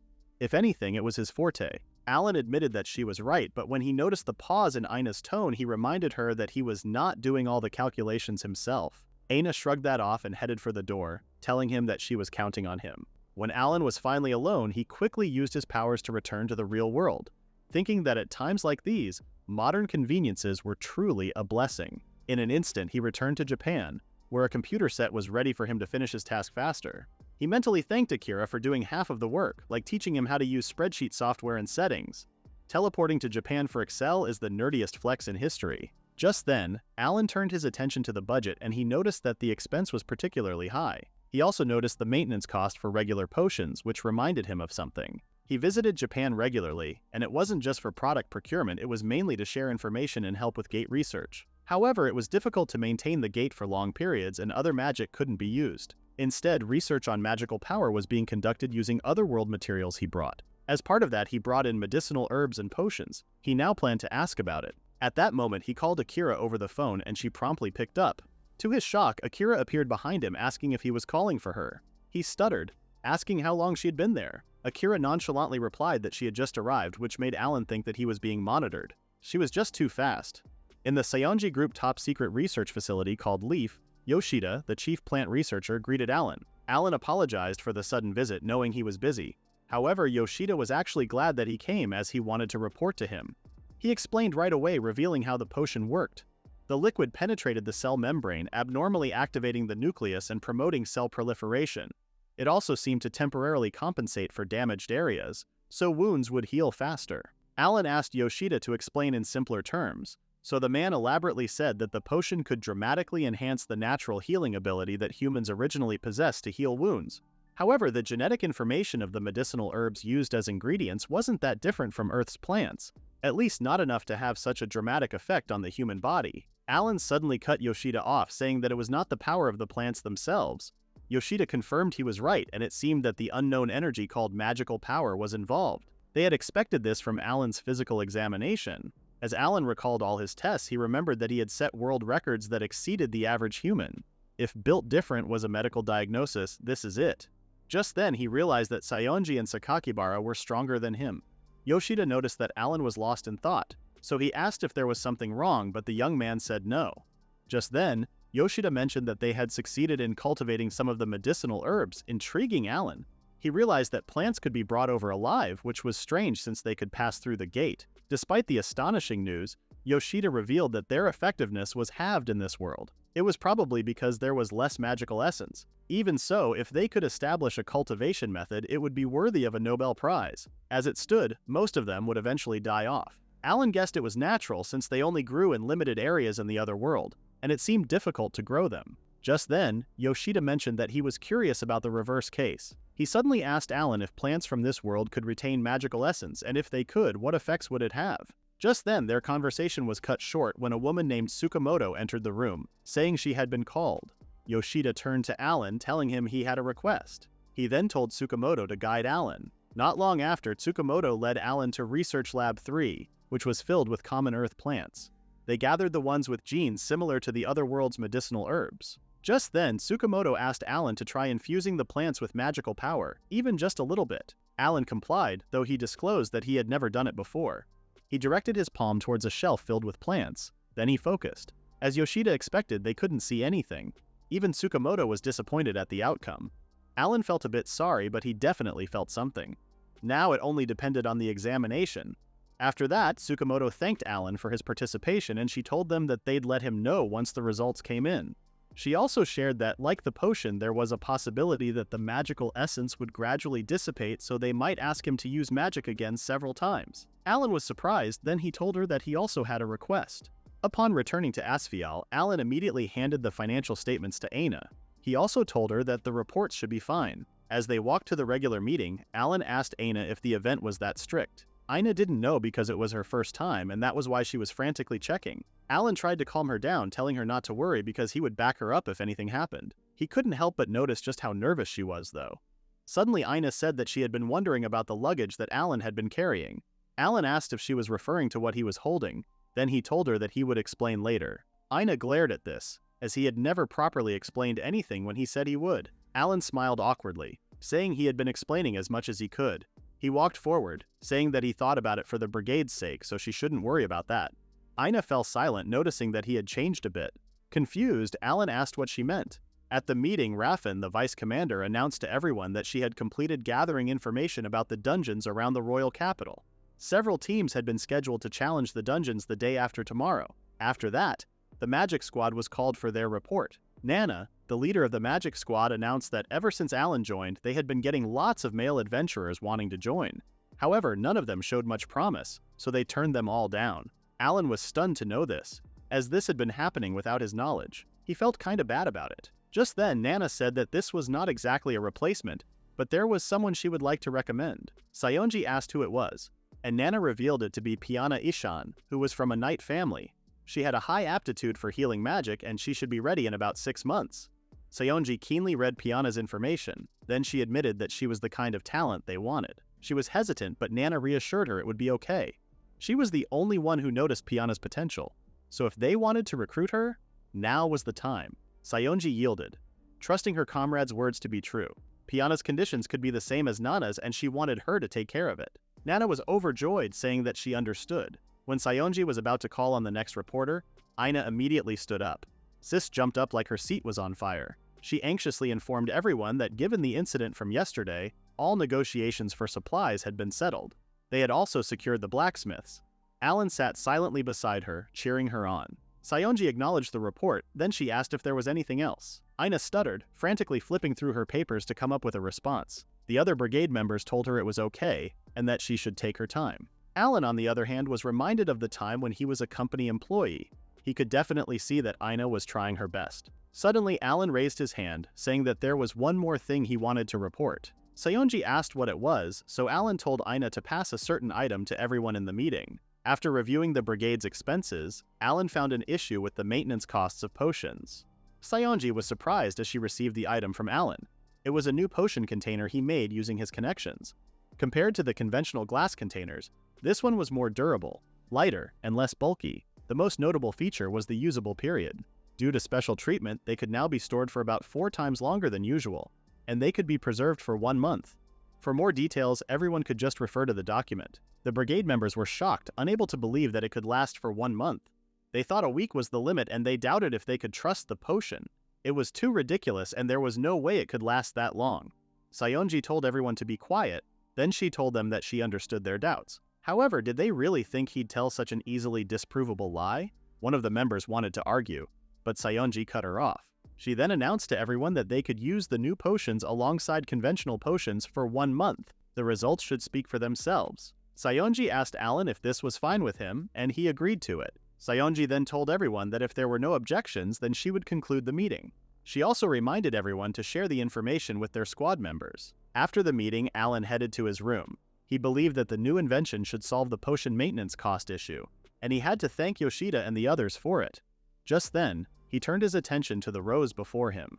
In his last visit to Japan, Tsukamoto informed him that, as a result of his cooperation, they statistically confirmed that roses could retain the most magical essence. While other plants showed toxicity harmful to humans, roses had effects similar to medicinal herbs. With that, they wanted Alan to cultivate the roses they had prepared in the other world. Alan acknowledged this, and he agreed to do the task. Tsukamoto insisted on preparing extra just in case. A few samples should be enough. This was the result. When Alan told Sayonji, she stopped him from reporting to the lab. However, he admitted that the mutation was probably his fault, given what he had done last time. He wondered if pouring in magic at full power would yield results faster. He couldn't just throw the rose away, so he thought about experimenting to see if it could substitute for medicinal herbs. Later on, Alan approached Mei, telling her that he wanted to learn how to make potions. He heard Mei knew a lot about it, and she quickly agreed to teach him. As she rummaged through her shelf, she told him that she probably didn't have much to teach. Just then, Alan told her that this time it was not about ordinary medicinal herbs, which confused Mei. Alan clarified that he was talking about pseudo-medicinal herbs. Then he showed her the roses he infused with magic. May was surprised, as she had never seen a plant like that before. She thought Alan was mysterious as ever, and he laughed awkwardly at that. After that, they proceeded to experiment with the roses. With a bit of tweaking, May expected the potion to work fine, but they should give it a try for now. She said sorry in advance in case it failed. Just then, May asked Alan how he knew about potions, but he clarified that he didn't know much, just the basics. With that, May explained briefly. First, potions come in 4 colors and 3 grades. There are 12 types in total. The lowest grade, green 3rd grade, could treat chapped skin and bruises. Purple could regenerate lost body parts, and the part could vary depending on the grade. Alan was surprised, not knowing it could do that much. May continued, saying that they only used up to blue, so they didn't deal with the others because they had Nana. Purple potions were considered rare in the market because the necessary herbs could only grow in dangerous places. They were quite scarce. Now that Alan thought about it, he had never seen them for sale. May explained that this was because it was the highest grade of potions humans could create. Alan suddenly asked about red potions, and May said they were now legendary. At least none had been found in over a decade. Also known as Ichor, or Blood of God, the effect of a 1st grade is resurrection or true revival, though there was no record of red 1st grade actually existing. However, even 2nd grade and below could heal fatal wounds, and they also had rejuvenating effects. Originally, it was one of the holy relics rarely found in high-difficulty dungeons, but now they might all have been fished out. Alan noticed that May had shed a tear as she said this, so he asked if she was okay. Just then, May stopped crying when she noticed that the potion had been completed. To their surprise, it was purple. Alan recalled that May said it was rare, and she confirmed it, adding that it was her first time creating one. Alan asked how much it was worth, and May replied that in the black market it would sell for 500,000 gold. It took a while for that to sink in, but it eventually shocked Alan. Later on, they presented the potion to Sayonji. Sayonji said Alan was mind-blowing, but in a good way. Just then, Alan shared that he was expecting it to be about blue potion level. Aina chimed in, saying that normally artificial cultivation of medicinal herbs was impossible. She believed that Alan shouldn't release it into the market as an individual, as it would definitely cause a commotion. However, they couldn't waste it either, so she recommended selling it to the guild. Sayonji said it was the opposite. Releasing something this valuable through the guild would be bad for the brigade's external reputation. Alan seemed confused, so Sayonji explained that they could do proper business without going through the guild. Not just competitors, but even guild staff would think that deep down. Soon, Alan would be the one affected by it. Alan agreed that it would indeed be troublesome. Sayonji thought this was perfect though. She tasked Alan to go to the black market as a social study. The capital's black market wasn't illegal. Alan was hesitant, but Sayonji reassured him that there was no need to hide the team's name. If he were worried about causing trouble, he wouldn't be able to operate. Alan was surprised, and he couldn't believe that Sayonji was actually a high school girl. She was more mature than he was. Sayonji then told Alan and Aina to keep it a secret from the other team members. She also wanted Aina to accompany Alan, which somehow her. Sayonji reminded Aina that if they could sell it, they could make a deal worth 5 million. How was Aina going to handle it when she, the person in charge, was absent? Aina sulked, having no choice but to agree. With that, Sayonji left the room, leaving everything to the two. Just then, Alan remembered that he had forgotten to ask Sayonji about what to do with the roses for the remaining potions. Aina asked what was wrong, but Alan said it was nothing. That night, Alan created more potions from the roses. He was still amazed, thinking it could be worth 5 million. He couldn't tell May the details about the magic roses, so he had to make the remaining potions himself. He used up all the remaining roses, which were about 50, and he wondered if that was okay. He had to get it ready for tomorrow's black market, so he had no choice but to believe. Shortly after, he poured some of the potion into a test tube, but he was confused when it turned red in color. The amount had decreased quite a bit, making him wonder if he had failed. There was no way it could be a red potion, and he was convinced it was a reddish purple. There was a tingling sensation, but it was not evaporating. Alan was more confused than ever. It was clearly different from purple, and if it were discovered, it would undoubtedly become a huge problem. The water purification facilities weren't adequate, so who knew what would happen if he poured it out? If he just dumped it somewhere and it was found, it could endanger everyone. In that case, it was time for the last resort. He would bury it in uncharted territory. Alan quickly used his magic to teleport into a world of nothingness. He stepped into the barren land thinking it was perfect. He planned to hide it and get out. Just then, he gazed into the sky and saw a strong beam of light coming from a giant spacecraft. He thought it was some kind of space elevator, which only meant it was absolutely no good. With that, Alan left the place and went somewhere else. Eventually, he settled in a prehistoric location, the land of the dinosaurs. There, he decided to bury it with the bottle. If Jurassic Park 5 has mutant T-Rexes, we know who to blame. The next morning, dark circles formed under Alan's eyes. Aina noticed he was out of it, so she asked if he was all right and if he lacked sleep. Alan quickly used that excuse, saying he had a bit of trouble falling asleep. Aina asked if he was too nervous to sleep, but Alan, who was barely awake, didn't answer and only asked who was there. Aina finally confirmed that this man was indeed half asleep. Alan apologized, but Aina understood. She was part support staff, part adventurer. The black market in the royal capital was supposed to have relatively decent security, but in Alan's case, he had connections with the princess and even made purple potions. She told him to still take precautions, as she assumed that he didn't have any combat experience. Alan apologized for that and he thought about doing some training next time. However, Aina told him to relax as she would protect him properly. She then headed for the door, urging him to hurry up, or they would be late. Meanwhile, Alan was surprised because Aina really believed he couldn't sleep because of nervousness. Just then, he remembered that he had to switch gears too. He promptly followed Aina, telling her he was coming. Not long after, they arrived at the royal capital's black market. Alan had just finished the preparations, which was simply setting up their booth. He simply placed the purple potion there along with the appraisal certificate, as he didn't have anything else to sell anyway. Still, he thought the black market would be more sinister. Hearing that, Aina reminded him that the commander already told him that the black market wasn't actually illegal. It was just a market not managed by the country or the guild.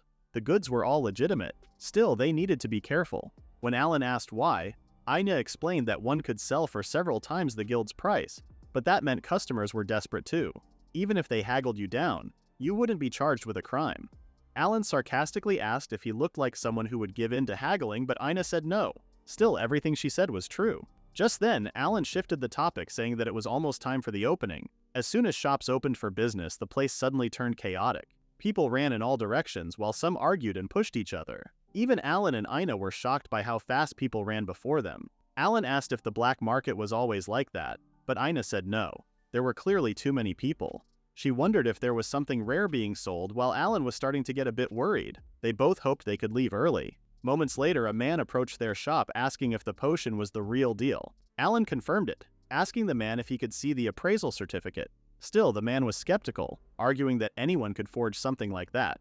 Just then, the man offered 1.3 million for the potion, but Alan said that his offer was the price for a first-grade blue potion. It was clearly impossible. As Alan had expected, these customers really were like this. He was bound to be interrogated about the red and purple potions. Suddenly, the man noticed Aina, so he rudely called out to her and asked why she was letting Alan do all the talking. Aina bluntly told the man that he was noisy, and if he wasn't buying, then he should go somewhere else. Dumbfounded, the man started to get angry, but Aina only told him to shut up. If he wasn't buying, then he should leave their shop because he was interfering with their business. The man furiously asked what she said, clearly baffled that a woman dared to speak to him that way. He lifted his heavy hand, prepared to slap some sense into Aina. However, Alan caught his hand, telling him he was going too far. The man told Alan to shut up, saying he was talking to the woman. Then, out of nowhere, a powerful punch landed on the man's face, stunning Alan as he watched everything unfold. The man was sent hurling into the streets, shocking Alan and a few other bystanders. Even Aina was surprised by what she did. Alan advised her to be more careful in the future, and Aina embarrassingly agreed. She was horrified by the thought that an adventurer like her raised a hand on a civilian. Sensing her regret, Alan told her that from now on she could leave situations like that to him. She turned civilian into civilian casualty. Aina sulked in misery, muttering that the demand for the potion was high, yet no one decided to buy it on the spot. She seemed lost in thought, so Alan decided to leave her alone for a while.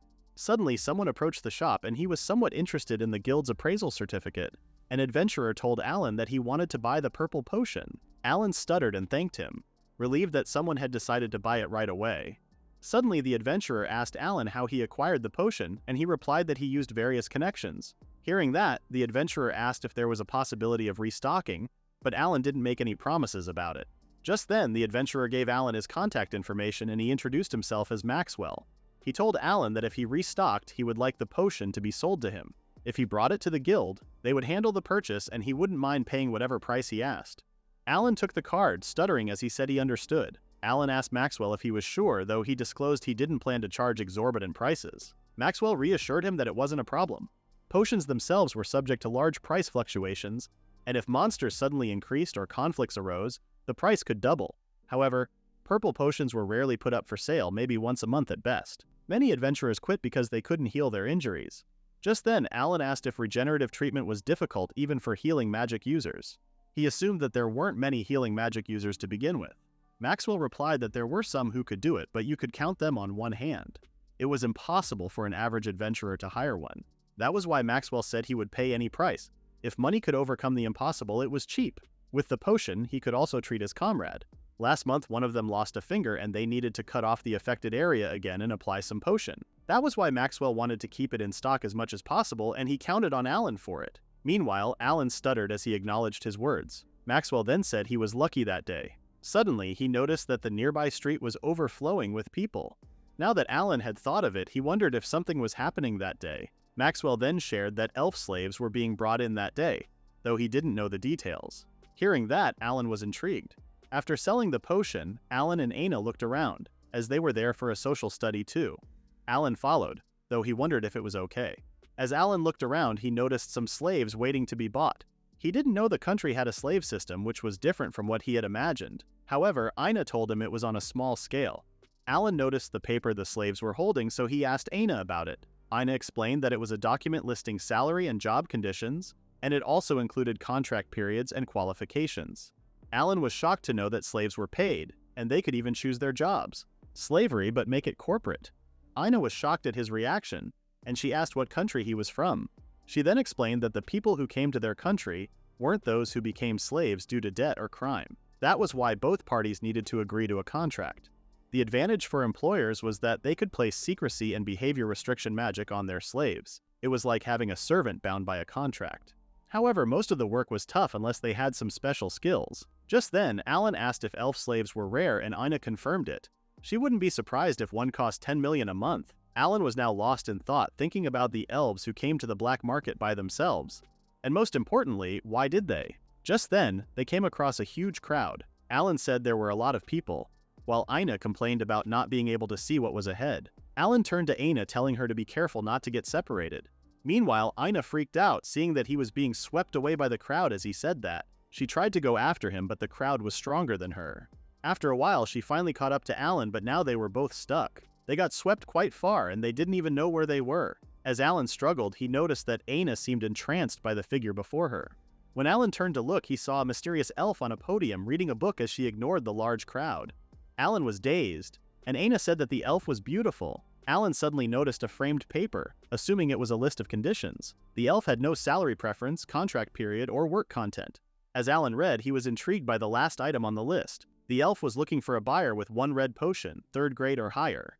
As Aina and Alan left the place, the bystanders whispered that the elf's companion was around and they were seriously injured. The elf was traveling around to save them, and it was a touching story.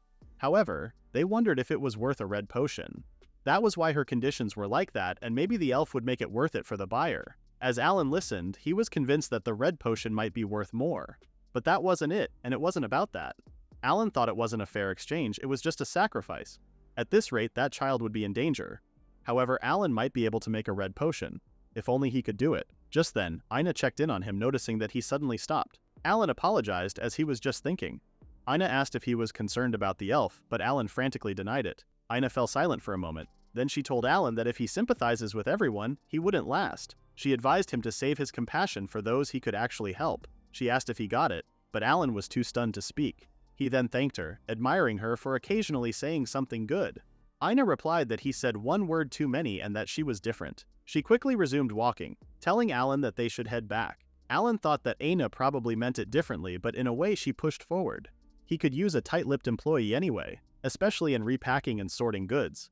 This might just be an opportunity for him. It wasn't like him to want to help, but if there was a possibility, it was worth trying. Later on, Alan returned to Japan, where he visited the old man who once offered him lunch. The man was surprised to see him, while Alan apologized for visiting so suddenly. The old man reassured him it was fine, then he invited Alan inside. Shortly after, the old man brought some tea, telling Alan that it had been a while.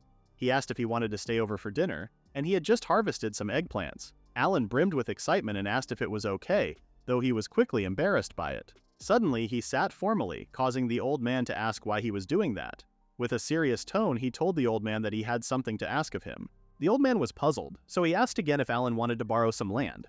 Alan confirmed this was what he wanted, but he reassured the old man that it would only be for a month. The old man said he didn't mind, but he only had barren land, and he asked Alan if that was okay. Alan was surprised that he said yes, then told the old man that it was fine. He then expressed his gratitude.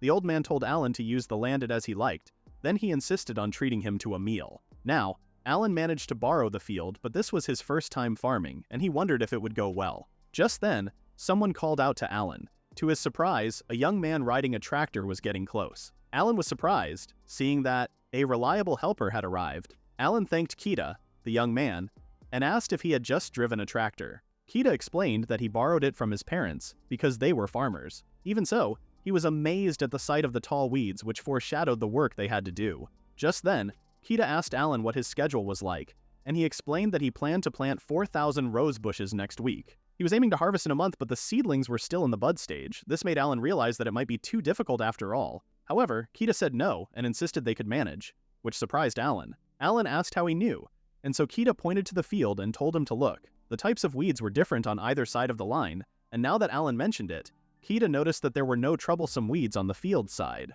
so it was likely it was used until recently. He then grabbed a horsetail plant and some bamboo grass, saying that they actually increase when one plows. There were no absolutes in farming. Just then, Kita and Alan put on their gloves and glasses, thinking that action was better than thinking. After that, they started preparing the field for planting, carefully removing the weeds with their grass cutters. They loaded the weeds onto their truck and kept on working until the place was clean. As the day ended, they happily looked upon their work, convinced that that was it for the day. Alan never thought they would make that much progress in a day, but he had somewhat expected this from a farmer's son. Kita complimented Alan as well, saying that he was walking like a tractor himself. Just then, Alan sulked, wondering if it was okay. Kita asked what he meant, so Alan shared about how he was told that he could do as he liked because the land was barren. However, it seemed like it was used until recently. Just then, Kita told him that Genji, the old man, was actually happy about it. Alan asked if that were really true, and Kita confirmed it, noting that the land was being used for its original purpose. Alan asked what he meant, so Kita explained that Genji was a large landowner, so he had many troubles. At the back of Alan's mind, he had already guessed it was about inheritance issues, which only proved that the world was harsh. Just then, Kita said that they should do their best tomorrow too, for Genji's sake. Alan was surprised that Kita would still be around by the next day, thinking that he was only helping out. With a smile, Kita explained that he took time off from his part-time job. Alan told Kita that he couldn't trouble him like that, and he insisted that he could manage the rest on his own somehow. Kita was surprised, asking if he could truly do that even with all the work that had to be done. Overwhelmed by the long list of tasks, Alan yielded. Alan got that Sigma grind set but forgot the grind part. To make him feel less guilty, Kita reassured him that he could only help out for a few days. Alan felt really sorry, and he told Kita that he would properly thank him for it. He also insisted on covering the diesel and machine costs. Suddenly, Kita asked why Alan was being so formal about it, but he struggled to answer. Kita then told him that he was helping because he wanted to. After all, they were friends. Alan was stunned, unable to believe that he was called someone's friend. Seeing his reaction, Kita asked if it was the first time that Alan had heard that word. Alan quickly snapped out of it and explained that this was the first time that he had made a friend in Japan, which somehow surprised Kita. Alan then said that if they were to be friends, then he wanted to do things properly all the more. Kita sighed, complaining about Alan being overly serious. Just then he got an idea. If that was the case, he had one request. Alan asked what it was, and so Kita invited him for some anime evangelism later. He also had that Koi he mentioned before. Alan thought Kita was a precious peer after all. Yet he couldn't help but wonder if it was beneficial only for him. Days later, Alan had somehow managed to finish planting. In the end, he got help from various people, and he felt bad about it. Just then, Akira approached him saying that if he told her, then she would have prepared everything, including the land. Alan said that providing the roses was more than enough, and he apologized for making such an unreasonable request. It was a personal matter after all. However, Akira reassured him it was nothing at all. He had provided the excess red potions, and so she wouldn't hesitate to offer any support. Alan then received a bottle from Akira, thanking her in the process. However, he told her that everything relied on things going well. Suddenly, Alan told Akira that there was something he wanted to ask her. She asked what it was, and so Alan explained that Saionji had told him to stop reporting about magic roses to the Leaf Research Facility. He asked if she knew the reason for this, but Akira fell silent. Alan panicked, making it clear that he didn't mean to pry. However, Akira told him it was fine, and she knew she had to explain it eventually. First, she talked about the main and branch families of the Saionji house. Alan might be able to guess at this point that the two families didn't get along. Ryugen and the branch family head, Umi, were in a competitive relationship. On the surface, they were close cousins managing the same company. Just then, Akira asked Alan if he remembered the man who was there when he met Ryugen. When Alan said yes, Akira revealed that he was a spy sent from the Branch family. After he disappeared, information that could only be known by someone who was there had been leaked out. Basically, it was just a competitive relationship, and they cooperated in managing business. There was not much of a difference in assets or influence between the main and branch families. It was just a matter of being direct or collateral line. However, due to handling various businesses, they had overseen different areas. Ryugen mainly oversaw the automotive industry, real estate, IT industry, and more. Umi mainly oversaw cutting-edge technology industries like genetic research. With that, Alan realized that the Leaf Research Facility was under Umi's jurisdiction. It was the reason why the Branch family was currently dominant. Alan had finally understood everything. Personally, Alan owed a debt to the Leaf Research Facility too, which was why he felt a bit conflicted. Akira believed that this incident would intensify the power struggle to gain control over the Otherworld industry. Alan was shocked, and he asked what she had just said. Akira mentioned again that it was about the Otherworld industry, a business that was related to Otherworld materials and magical power. Many companies had already been established. Some plans were on the scale of hundreds of billions. Alan felt worried, and he wondered if it would be okay with him being the sole supplier. He never imagined that such things were happening behind the scenes. Chairman Ryugen and the others were probably shielding him from the power struggle, and yet, he was acting so carefree. Just then, Akira said she was glad. Alan asked what she meant, so Akira clarified that she was talking about the cultivation site for the magic roses. If it were a village community closed off from the outside, it would be easier to control information. Alan felt scared, but Akira reassured him that he shouldn't be worried about the villagers because she was just kidding. Still, Alan was concerned because her eyes weren't laughing. Finally, Alan grasped the truth, which was why he decided to set up a magic rose cultivation base in Japan. When he returned to Asfial, he informed Saionji that he had learned about the demand for potions in the black market. If it went well, they could have a stable, high income. It would take a few months to prepare, and he needed to make sure the elf situation wouldn't get exposed. Just then, he shared that he had heard various things about the Saionji family's situation from Akira. Saionji only acknowledged him, which bothered Alan because she didn't ask more about it. Saionji had no interest, as all she could do was believe in her father from where she was. Saionji hitting him with the skip ad button. Just then, she told Alan to take a look at her potted plant. Alan asked if it was a magic rose, but it wasn't. Saionji had tried it too, but it didn't mutate as expected. Alan guessed that exposing it to magical power wasn't enough. If they could create herbs capable of making purple potions by doing that, they wouldn't be that valuable. So, that meant that the key might be the characteristics of Alan's magical powers. Saionji thought it was strange. Transferred or reincarnated, people usually had the blessing skill and magical aptitude for special attributes. However, she recalled that Alan couldn't use any magic. Alan felt a little awkward, and he said that it was just for now. Saionji thought that it didn't seem to be an extra attribute either, which could possibly make it an unidentified attribute. Or it could be the influence of his blessing skill. Alan didn't know, as it was the first time that he had heard about it too. Just then, he told Saionji that he would report back if he found anything. Even so, Alan just found out that the Moon Gate could transport living plants. This made him wonder what on earth this power was.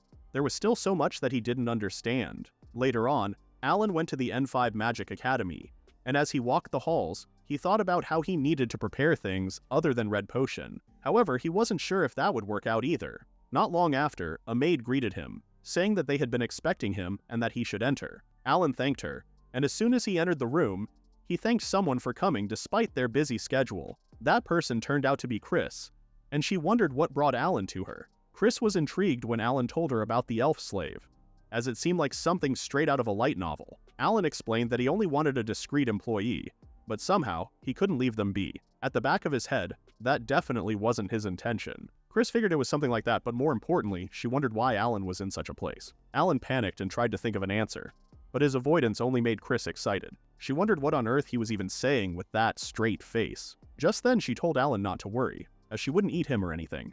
Alan stuttered. Then he asked if she really meant that. Suddenly, Alan handed a box to Chris, saying that it was a souvenir. She asked if it was truly okay, so Alan reminded her that she was always supporting them in various ways. That day, he brought her cream puffs.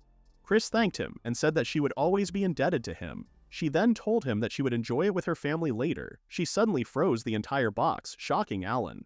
He asked if he had just witnessed ice magic, and Chris confirmed it. Of course, it could be used for attacks, but it was also useful for ice rooms, which made it a convenient magic. It was like killing two birds with one stone. As she explained all of this, Alan couldn't help but think that it was cool. Just then, Chris revealed that what she just did wasn't magic, prompting Alan to ask what she meant. Chris explained that she just slightly loosened the magical power she usually suppressed. Just then, she demonstrated what she meant. She made her tea freeze, and she didn't even have to move for it. The downside was that it would happen if she let her guard down. She sighed, thinking it was convenient and inconvenient at the same time. That's low-key a threat. Meanwhile, Alan kept silent, obviously stunned by the revelation. He knew it, but Chris's magical power really was incredible. Even his tea was a bit frozen too. Just then, Chris realized that they got off track. She then recalled that Alan had a request for her regarding the elf slave. With that, Alan said that he wanted to prepare a house in the royal capital. Chris was confused, and she wondered if the elf couldn't just stay in the brigade team's house. Alan said it wouldn't work, as it seemed like the elf had companions too. He then asked Chris if there were countries where slavery was prohibited, and she said yes. Alan thought that if the brigade ended up working abroad, it could be a problem if it was discovered they owned slaves. That was why he wanted to keep it a secret from everyone in the brigade, because he didn't want to cause them trouble. Also, his head might roll at the possibility of him being cancelled for having an elf as a slave. Chris understood, and in that case, she would find a safe place. However, it might involve some risks in the future. Alan seemed confused, so Chris explained that she was talking about the people who couldn't afford red potions and couldn't buy slaves. If they found out where the slaves were, they might try to steal them. However, if they applied strong anti-theft magic, it shouldn't be a problem. Chris warned that it would be a bit expensive, but Alan still wanted to do it. He really wanted to pay for the house himself, but it might cause strange misunderstandings. Chris was a bit confused about the paying part, but she was suddenly cut off when Alan told her that he had one more thing to discuss. He needed a different identity, as it was the only way to keep it hidden from the public and the brigade. Chris finally understood that this was why Alan came to her. It was too difficult after all. She then asked who Alan thought she was. In this country, royalty was above the law. Nothing was impossible. So she's just the medieval Jeff Bezos? Alan asked if she was sure it was okay, and Chris confirmed it. She owed Alan a favor, and it was also to make up for their first meeting. With that, Chris promised to issue a family register along with a merchant guild card. She told Alan to use them when necessary, and he thanked her for it. Alan then apologized for taking up her time that day, but Chris didn't mind. If anything, she was glad that she could be of assistance. This made Alan smile, and he vowed to repay this favor. After that, Alan took his leave, which finally allowed Chris to breathe. She demonstrated her praying hands, fantasizing about Alan's smile. Later on, Alan returned to Japan, thinking that the crucial part was about to start. He was approaching a restricted zone, and he panicked when he saw the surveillance camera staring directly at him.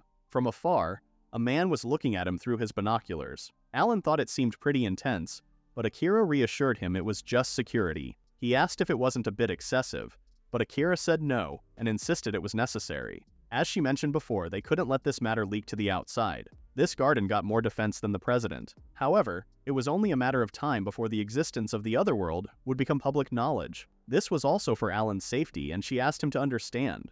Alan said he was fine, but he was concerned about the villagers being scared. However, Akira said this wasn't an issue. They had told everyone that Alan had a special cultivation technique and that entry was restricted due to new variety development with the Saionji group. They were surprised, but they understood. Alan understood, and technically it wasn't a lie. He did plan to explain it to them again himself. The roses were growing well, and they should be ready for harvest in a week. After that, it would depend on the magical power. They were infusing magical power twice as often and for longer than before, so Alan thought it would be fine. Just then, Akira asked if she could observe him infusing the magical power, and he said yes, as he was just about to do it. Suddenly, Alan closed his eyes and opened his palms wide, directing them at the field of roses. Just then, the roses glowed, fascinating Akira. Alan said she was right, and he didn't understand the logic behind it either. However, they had started emitting light recently. He also wondered if they could analyze one of the roses to observe magical power. Akira said it wasn't her field of expertise, so she wasn't sure. However, the researchers there might. True enough, a group of researchers took the samples that they needed, and they were in awe of what they were seeing. Akira felt a little embarrassed to say that these were actually the pride of the Saionji group's research team. However, they hadn't said anything yet. Just then, Akira told Alan to leave the cultivation management to them. She would also come for the harvest. Alan thanked her, and he said he was counting on her. After that, Alan returned to Asfial. There, a brigade member approached him, and she expressed her relief at finding him. She then handed him a letter that was addressed to him. Alan was surprised to receive the letter, and he asked who it was from. The girl said it was from a real estate agent, which reminded Alan that it was about the house. It was way faster than he had expected. This made the girl ask about it, and so Alan explained that he was planning to move soon, which was why he decided to buy a house. The girl was shocked, as it all seemed too sudden. She asked if something had happened, but Alan said that there was nothing too significant. He knew they were getting new members soon, so he thought it was a good opportunity. Just then, the girl was in awe when she realized that Alan had earned that much money. Alan tried to play along, reminding her that he had very rich clients like the princess and the marquise's heir. The girl got stressed out, thinking that this was a world she couldn't even imagine. Alan could only laugh awkwardly at her statement. Just then, the girl asked if he had properly reported this to the commander, but Alan said no, as he planned to tell her after he buys that house. After all, the lot was still undecided. Then, without warning, Alan dashed to the door, saying he was off to view the property. The girl tried to stop him, but he was gone in an instant. This made her wonder what this was all about. Later on, Alan headed to the property, where Chris's maid welcomed him. To his delight, a simple yet spacious house greeted him. He was so overjoyed that he called it his dream home. The maid told him to come in, and she informed him that there were 7 rooms besides the living room, including a study. The sunlight and ventilation were also excellent. As expected of a house bought by the princess, everything looked brand new. Just then, Alan's eyes landed on the bath. He asked if it was what he thought it was, and the maid confirmed it. She then told him how to use it. If he infused magic into a stone attached to the pipes, water would easily flow. And with this stone, he could heat the water. Hearing that, Alan mentally thanked Chris. Alan thought that this area was quite advanced. He then headed to the toilet, but he soon realized that he had gotten his hopes too high.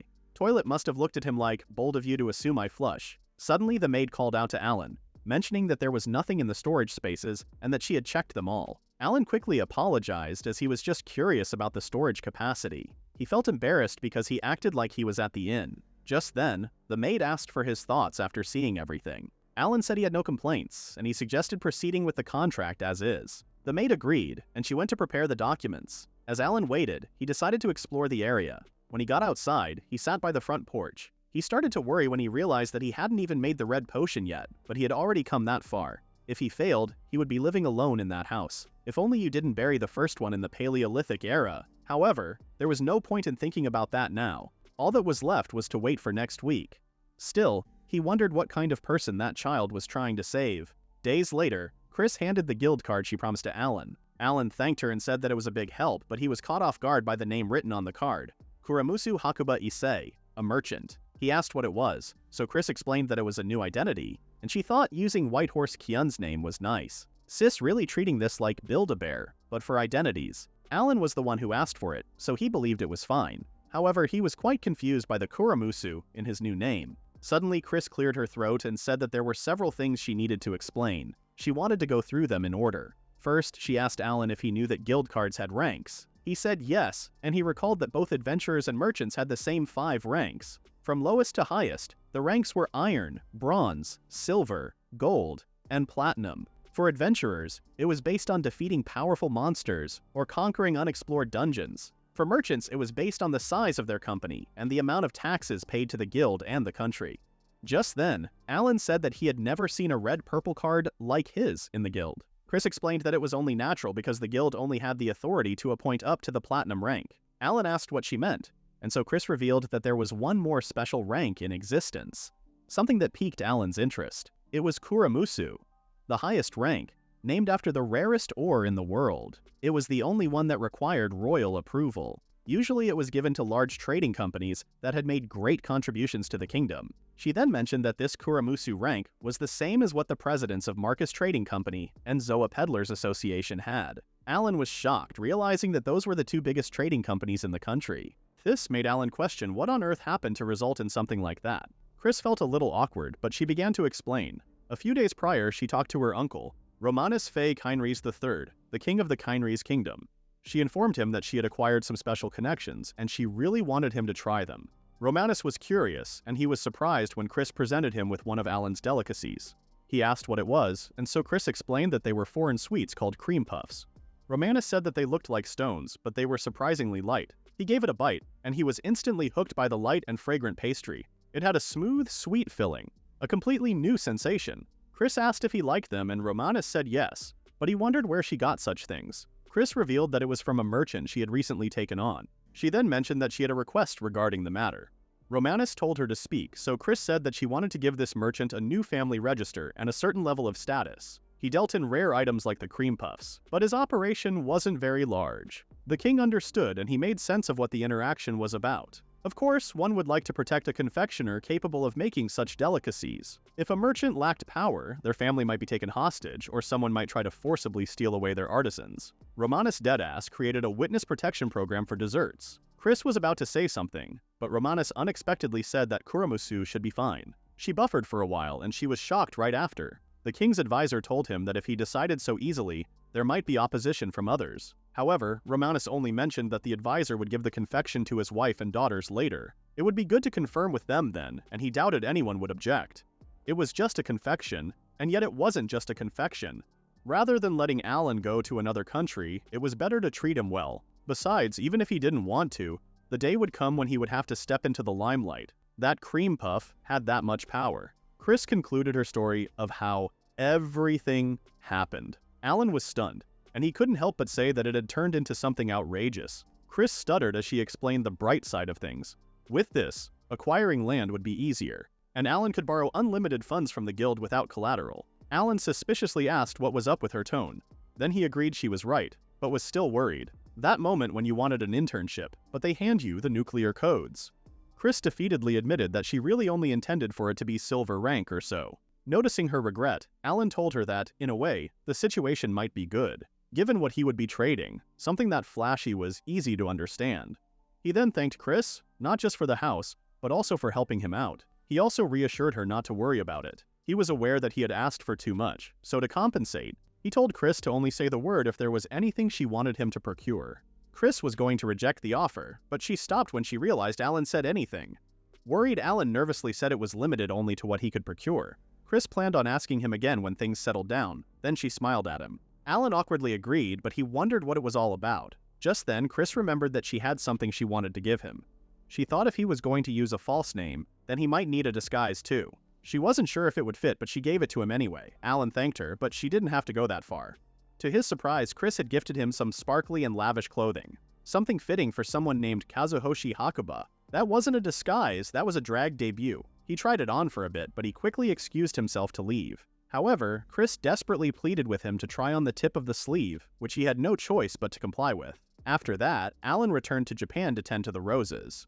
He apologized to Akira for having her help with the harvest, but she insisted it was fine. She also added that the researchers present that day had volunteered to come themselves. Alan was reassured, thinking that if that were the case, then it would be fine. Just then, Akira told him that if all went well, they might be able to harvest once more before the year ended. However, pruning might be necessary. Alan said they needed to discuss future plans with Genji, but Akira cut him off before he could finish. They were already proceeding with negotiations to purchase the land. She assumed that Alan planned to continue making potions in the future, even if they weren't the red ones. Alan stuttered and thanked Akira, but he was scared at how well prepared she was. After that, he said that they had to hurry, because they might not finish harvesting by noon. Akira said it wouldn't be necessary, then she gazed behind them to show something. To Alan's surprise, they weren't just finished with harvesting, but with loading as well. He didn't even notice when they finished all that. Bro blinked once, and the crops got Thanos snapped into storage. One of the researchers was hyped up, saying that everything was ready. He then urged Alan to hurry and transport them to the research facility. Alan only stood there, surprised by the researchers' incredible enthusiasm. Akira initiated moving, then she apologized to Alan about their researchers. Later that day, the roses were transported to the Leaf Research Facility. There they were loaded into giant chambers, extracted, and then experimented on. As Alan had expected of the professionals, they were like completely different people from earlier. As the beaker was filled with the rose's extracts, Akira was shocked, realizing that it was a red potion. Alan thought it probably was, and he hoped it would turn out well. However, it was still hard to believe that a medicine that could regenerate the brain and heart existed. Alan fell silent for a while until Akira called out to him. She suddenly apologized, as she actually didn't understand it herself. Alan shared that there were such legends, but when he searched for documents, he only found vague information. First grade was said to resurrect the dead and grant immortality, but there was no actual evidence or records of its existence. It was the same for second and third grades. It seemed that they were excavated once every few years in the past, but most were monopolized by those in power. Akira understood. Then she recalled that it also had rejuvenating effects. In other words, there were hardly any cases of it being used for medical purposes. To begin with, it wouldn't be in time if the brain or heart were damaged. There were also records of people living up to 150 years old, so at least the rejuvenation effects seemed to be real. Just then, Akira asked if purple potions could regenerate limbs. She wouldn't be surprised if the legends were true. Alan said it was true, but the effects of the red potion itself were uncertain, and there was no guarantee that it could heal. Because of that, he was worried about giving false hope. Akira was silent for a bit, then she told Alan that she didn't think that way. The other party must understand that too. Still, it was much better than having no hope at all. Alan thought she might be right, yet he still wondered if Akira felt something similar when Saionji disappeared. Just then, Akira said that if they could at least research its effects, they could offer some consolation. Alan apologized for the tight schedule, but still, they produced more than he expected. They were supposed to make just over 1 bottle, but the beaker was brimming full. Akira was just as surprised, as it seemed more like 2 bottles than 1. Alan was shocked because they used to only make a few drops in one night, but now they had that much in an hour. Truly, scientific technology was convenient. Even the color was beautiful, and it was so smooth. Akira then said that any scientifically advanced technology was indistinguishable from magic. To the people over at Asfial, their world's science might seem like magic. Alan agreed, noting that at this level, it did seem like magic. Later on, Alan disguised himself as he entered the black market. As expected of the place, it was bustling even on the last day. It seemed even elves weren't selling due to restrictions. He also heard that there were trading companies that prepared multiple third-grade purple potions, but they were still turned down. It seemed that red potions were absolutely necessary after all. Just then, Alan stopped before a huge tent, the slave market. There, a young man welcomed him, asking how he could help. Alan simply said he was there to purchase an elf slave. To confirm, the young man asked if he had read the terms and conditions, and Alan said yes. As he had expected, they were quite cautious. The young man apologized for his rudeness. Then he asked to see Alan's guild card. The young man stuttered as he saw Alan's card. Then he burst into his quarters, telling him to wait a moment. Bro acted like he accidentally unlocked a secret boss. Alan was stunned, realizing that the card was truly an incredible thing. Then, to his surprise, a different man appeared. The man thanked Alan for his patience, then said he would personally handle the matter. The man directed Alan to the lounge area, and there he thanked him for his business. However, he apologized because he was not familiar with the Kuramusu rank merchant by Alan's name. He asked if he had been promoted, and Alan replied that it was quite recent. Alan explained that he had royal clients, so it was related to that. The man finally made sense of things, and now he understood why Alan wanted to purchase an elf. He then asked Alan if he had a red potion with him, and he confirmed it. When Alan showcased the red potion, the man was stunned into silence. In all his years of business, that was the first time that he had seen one in person. He then politely asked Alan if he didn't mind. He would like to appraise it. He asked if it was all right, and Alan said it was fine. While he did that, he gave Alan a brief explanation. The elf slave's name was Yorua, and her abilities included reading, writing, and basic calculations. She could also use magic and handle a bow.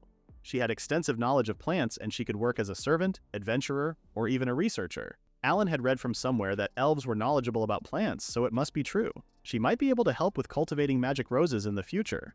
Just then, the man revealed that most people who purchased female slaves had one thing in mind. Yorua was 18, unmarried, and still a virgin. As an elf, she was of the highest value.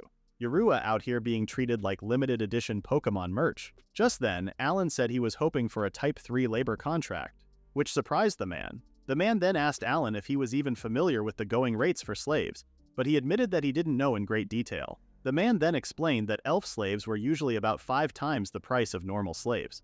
A Type 3 contract would cost over 1 million gold per month. The most expensive contracts for wives or mistresses cost several million, but even that didn't compare to the value of a red potion. Alan understood. It would take time, but he could make more potions. Just then, Alan asked the man, Mr. Bank, if he was sure about it. He was a merchant after all.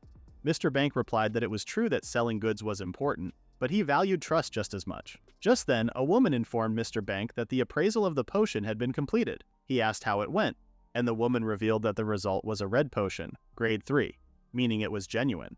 Mr. Bank was almost certain from its overwhelming aura, but he could not think that Alan actually possessed a red potion. Alan was relieved to know that it worked because he was starting to worry about what to do if it failed. With that, Mr. Bank went to call Yorua, and he told Alan to wait a moment. Shortly after, Yorua entered the room. She was silent, but then she asked Alan for his name. Alan didn't respond, and they just stood there in silence. Mr. Bank broke the awkward atmosphere, and he suggested going over the contract details. He had been arranging it on Yurua's behalf at various slave markets and the fees had already been paid, so there was nothing for him. Also, Yurua didn't have any debts, so Alan didn't have to pay anything additional. Yurua made the transfer of a red potion a mandatory condition, which Alan had already agreed to, and the appraisal was complete. Just then, Yurua spoke, unable to believe that a red potion had actually been found. The man informed Yurua that Alan wished for a Type 3 labor contract. Considering the transfer of the red potion, 350,000 gold per month would be appropriate. Yurua had no objections, and she claimed she didn't even need to be paid. If Alan was really giving her the red potion, she would be willing to devote her entire being to him. Hearing that, Mr. Bank fell silent at her words. Alan understood how Yurua felt, but he couldn't help but wonder what would happen to the person she was with if she didn't earn money. Mr. Bank then explained to Alan that the person he was referring to was the one Yurua was trying to use the red potion on. Her name was Arya Feinkins, one of the rarest races in this world, a high elf girl. Alan was unfamiliar with it, and Mr. Bank understood that he didn't know about them, given how few they were. They were like royalty, possessing vast magical power and an aptitude for special magic. Alan asked Yurua what kind of relationship she had with Arya, and she replied that elves like her served the high elves, and she served Lady Arya. Just then, Mr. Bank said that Arya was severely injured in a battle with monsters, and she had been unconscious for over a year now. Alan couldn't believe that it had been that long. Sis took a nap longer than my last situationship. Mr. Bank continued, saying that Lady Arya had been a subject of controversy due to her unique background. There were rumors that her injury was orchestrated by purist elves. Alan was intrigued by Arya's unique background, and so Yurua revealed that it was called atavism. Normally, high elves were only born between high elves. Some wanted to welcome Lady Arya as royalty, fearing the curse of overly concentrated bloodlines. Others, the purists, wanted to eliminate her to protect the bloodline.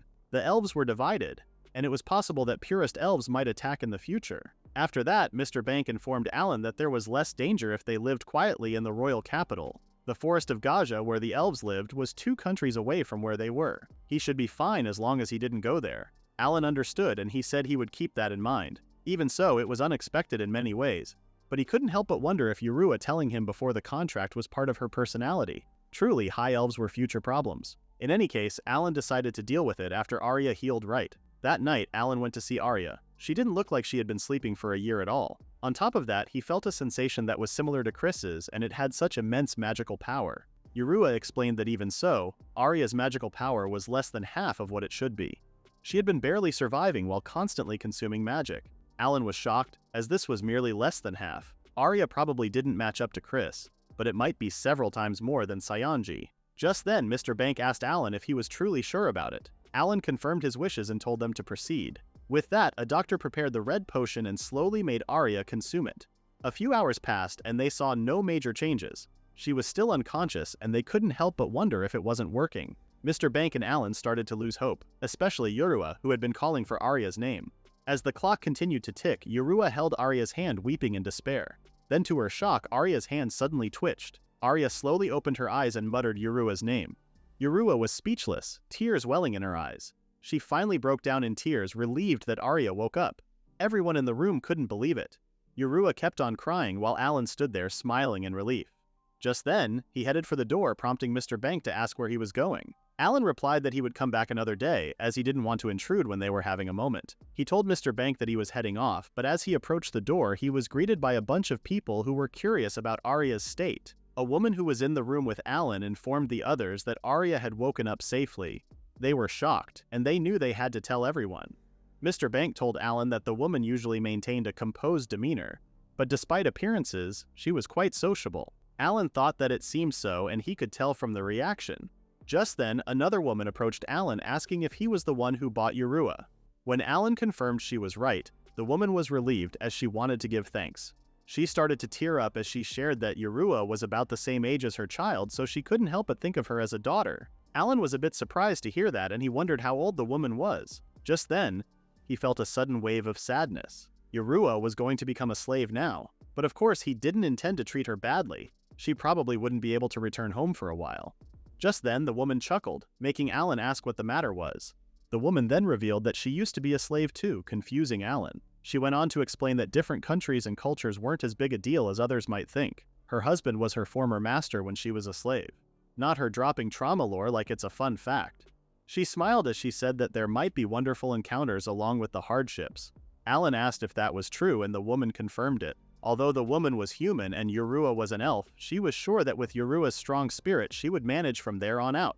Later that day, Alan thought about preparing the house before those two arrived. Just then, he stumbled into Saionji. She said it was a coincidence and mentioned that Alan had recently bought a house. Alan was overwhelmed with anxiety, and he frantically explained that it wasn't new and was merely a single story. He couldn't help but wonder if she found out. Just then, Saionji asked if he had paid it in full, and Alan replied that he had the means. He was suddenly relieved, as it didn't seem like she actually knew. Just then, Saionji asked if the furniture was from the other world, and Alan said yes, adding that he didn't have any particular attachment to things from this world. Suddenly, Saionji said she had something to ask. She wondered if it was alright for him, as she wanted to come over and visit his house. Alan was stunned and confused. Saionji apologized to Alan, as lately she hadn't been able to find a place to relax. Alan was understanding, knowing that Saionji had been cooped up in the team house.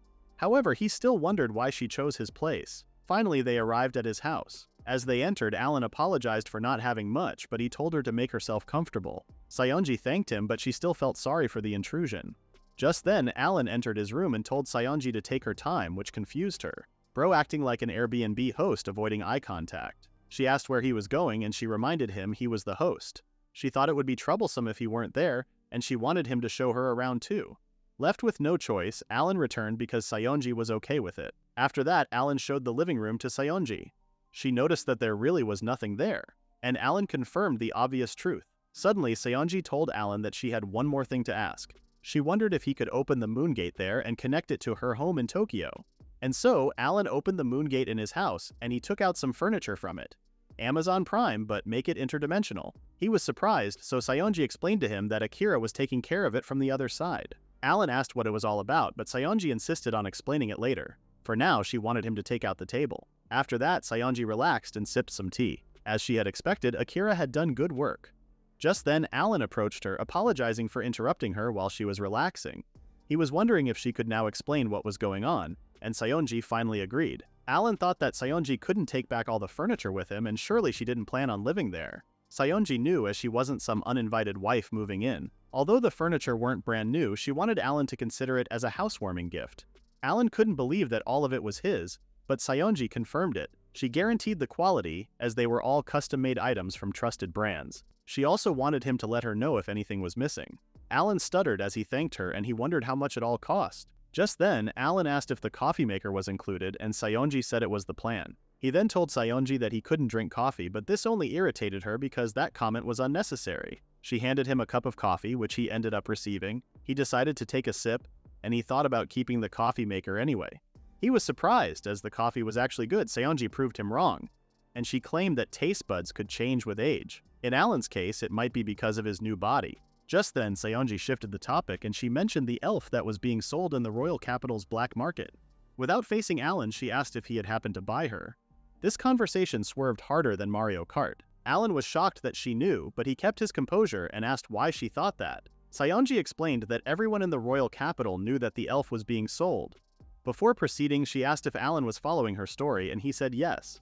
Normally, an elf would be bought immediately, no matter how strict the conditions were. However, that elf didn't sell for a month, and that was because a transfer of a red potion was needed. Saionji knew that it was an item that even merchants with shops in the royal capital couldn't prepare. First of all, even if they had one, it was questionable whether the value would match up. In the royal capital, there hadn't been any information about red potions being discovered or brought in from outside for the past few years. Of course, there was a possibility that they were transported secretly. If that information were completely blocked, it would likely involve the country. However, Saionji considered the possibility of it being produced in the royal capital. She had recently heard about a man who successfully cultivated herbs for purple potions, which was said to be impossible. If that were the case, it wouldn't be strange if he succeeded in creating red potions too. Besides, Alan had been consuming magic power to the limit for the past month. At that point, she thought he was up to something behind the scenes. Half the value of red potions lay in how difficult they were to obtain. Just then, Alan mentioned that if he remembered correctly, they were holy relics excavated from high-difficulty dungeons. There used to be a rush to conquer dungeons for those holy relics, but they were probably all taken during the expeditions. This meant that excavations were likely hopeless. Saionji argued that if someone could prepare such an item on their own, the value of red potions would decrease for that reason. This would reach the point where they might even exchange it for an elf slave. This made Alan speechless, and he finally gave up. He admitted that everything was just as Saionji said. Sis waterboarded him with facts. He had no choice but to confess to human trafficking. Just then, Saionji made it clear that she was not trying to criticize him. She thought she understood his personality well enough. Rather, she felt inadequate for causing trouble due to her lack of influence. If only she had the power and fame that kept everyone at bay, Alan wouldn't have felt the need to hide what he was doing. At the very least, Alan could have consulted her. Suddenly, Alan anxiously explained that this time, it was completely his personal matter. It was not something for Saionji to worry about. However, Saionji argued that he was also an important member of the brigade, and it was also a commander's duty to protect them. Alan thought for sure that Saionji would be upset about him buying a slave, and he was also surprised that he was considered a member. Just then, Saionji apologized, then she told Alan that she had no other thoughts on the matter. She just wanted him to rely on her if there were any problems, since the other party was female. Alan asked if it were truly all right, and Saionji confirmed it. Days later, Mr. Banks created a contract for Alan and Yorua. Similar glowing symbols appeared on their wrists, and with that, the contract had been completed. Mr. Banks's job ended there as well. Alan then thanked him for everything, but Mr. Banks played it cool and only told the young man to take care of himself. As Mr. Banks left, Alan realized that he didn't have a good image of slave traders, but his impression had changed a bit. Suddenly, Yorua told Alan that she could never repay her debt even if she spent her whole life. But once again, she looked forward to working with him. She called Alan her master, but he insisted on using his first name. He also explained that Hakuba was an alias and she didn't need to be so formal. Just then, Lady Arya chimed in saying that Alan was quite handsome for a human. Yorua nervously told Arya that speaking that way to someone they were indebted to was unbecoming. However, Alan said it was okay, as he preferred for them to speak in a way that would be easy to approach. Just then, he remembered that Arya was elven royalty, so he wondered if he should be the one showing more respect. Although at the back of his mind, he knew he didn't even have a contract with Arya. However, Arya said there was no need for that because her birth was no different from a regular elf's. Even so, Alan thought that her magical power was incredible. This made him wonder what kind of monster could have badly injured her. Needless to say, he wanted to ask her about various things someday. After that, Alan brought the girls to the house that he bought for them. Yorua couldn't grasp that this was the house where they would live, while Arya remarked that it was amazing and splendid. However, before she could run inside, Alan called her, telling her that they shouldn't wear shoes inside. He felt sorry about it, but he asked her to take off her shoes. Having no choice, Arya agreed, though she thought it was a strange custom. After that, Alan allowed Arya to explore the house, Bros cosplaying an Asian mom. Meanwhile, Yorua felt nervous about Arya's behavior, and she apologized to Alan. Later that day, as Yorua was doing the laundry, she noticed a box nearby. She asked Alan what it was, so he explained that it was a portable power source that contained electricity. Curious, she asked what electricity was, and Alan reassured her not to worry because it wasn't dangerous. He then explained that he only learned about it recently himself. Just then, their conversation was interrupted when Arya suddenly yelled Yorua's name. Yorua quickly tended to Arya, only to find that she was merely enjoying the fluffy couch. Yorua was freaked out by Arya's behavior, while Alan was glad that they had both recovered. 10 minutes later, Arya explored every inch of the house. Yorua told her that she didn't have to check every single storage place, thinking it was childish. This ain't childish, this is quality control. However, Arya only reminded her that she was only 15 and couldn't help it. In reality, 15 was considered an adult age in that world. Arya suddenly bolted away, saying that she didn't care and that she still wanted to explore. She argued that this was different, which made Yorua chuckle, as it was a sign that she was healthy. Just then, Alan said that it was about time for them to have dinner. That night, the table was filled with warm and scrumptious food. Alan had prepared various dishes, but there was no consistency in the cuisine. It was a jumble of Japanese and Western cuisine. Still, the girls thought it looked delicious. Yorua felt sorry that Alan had to prepare all that as it was supposed to be her job. However, Alan played it cool and said that they were only leftovers, so she shouldn't worry about it. With that, the three of them finally ate. Just then, Yorua asked what the dish in front of her was. Alan explained that it was called salmon carpaccio, a dish containing raw fish. Yorua was surprised by the concept of raw fish, so Alan shared that it was part of his culture in his homeland. He thought about serving it because they had the chance, but he reassured Yorua that she didn't have to force herself into trying it. Now that he had come to think of it, he remembered that elves were vegetarians. He might just have messed this up. Alan out here inventing Elf's Kitchen. Disappointment edition. However, the girls still tried the dishes, and to their surprise, they found them delicious. Arya remarked that it was a strange sensation, but it was delicious. She then asked what the food in front of her was, and Alan said that it was called rice. And so, for the rest of dinner, Arya and Yorua enjoyed Alan's cooking. Later that night, Arya crashed on the couch saying that she was very full. Alan was glad that she liked it. Then he excused himself to prepare the bath. However, Yorua stopped him and insisted on doing it. Alan said it was okay, and he told Yorua to relax because it was only her first day after all.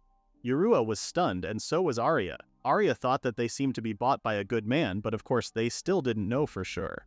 Yorua was still dazed, but she still agreed with Arya. Not the Stockholm Syndrome speedrun. Just then, she noticed Arya staring at her, so she asked if there was something wrong. Then out of nowhere, Arya pinched Yorua's cheek, shocking her. Arya reminded Yorua that Alan being a good person was just a fortunate outcome. If Yorua had been bought by a bad person, she might have just regretted waking up. Yorua was surprised by what she said, but before she could speak, Arya warned her never to do anything like that again. She wanted Yorua to promise her, but she only smiled and said she would be careful. Arya was relieved, believing that Yorua should answer that immediately.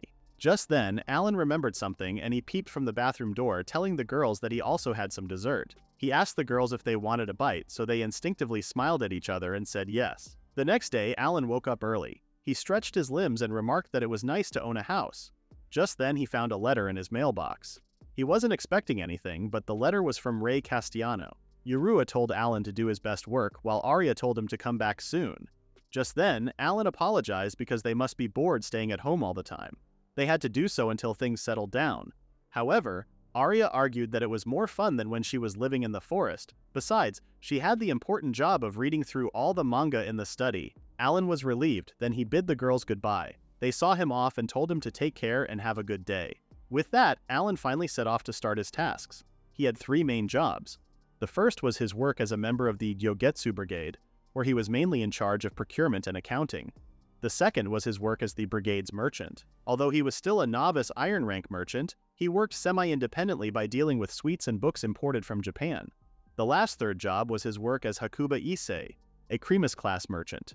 He focused on purple potions made from magic roses, and he planned to sell them to adventurers waiting for regenerative treatment. As for his job on that day, Alan was to meet up with Ray. Homies living like he got child support in 3 different dimensions. When he finally arrived to see him, Ray greeted him warmly. Ray mentioned that it had been a while, and Alan thought the same thing. Ray then apologized for troubling Alan when he was busy, but he had something he wanted to discuss with him. And so, Ray explained that the academy had shops in each dormitory, and they had multiple trading companies supplying goods. However, the merchant in charge of the Great Eagle dormitory was going to quit.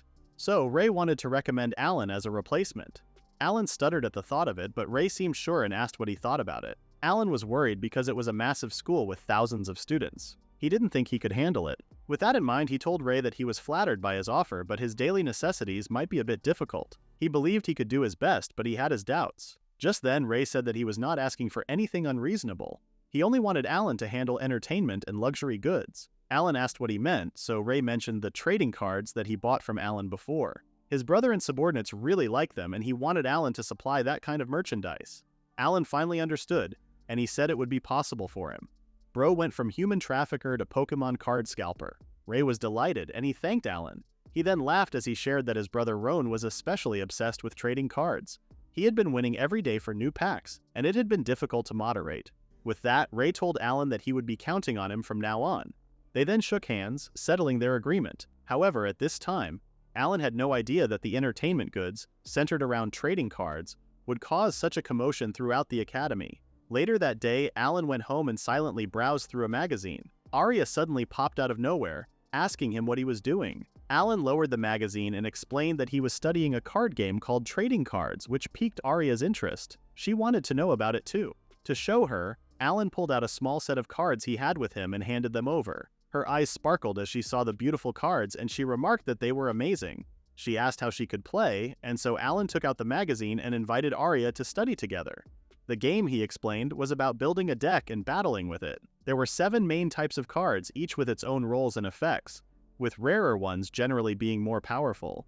He then moved on to describe character cards, which displayed important information such as race attributes, cost values, attack power, health points, and unique abilities. Afterward, he explained magic cards, which could produce a variety of effects but also required specific costs. The two of them continued to review the material until they had gone over everything written in the magazine. He asked Arya if she understood, though he himself didn't fully get it. Just then, Arya boasted that she understood completely. The more powerful the cards she included, the stronger it would be. She asked Alan if that was what it meant, but this only proved how much she didn't get anything at all. Bro explained an RPG and she hit him with Club Penguin rules. Alan said no, as the magazine said that they had to include them in a balanced way.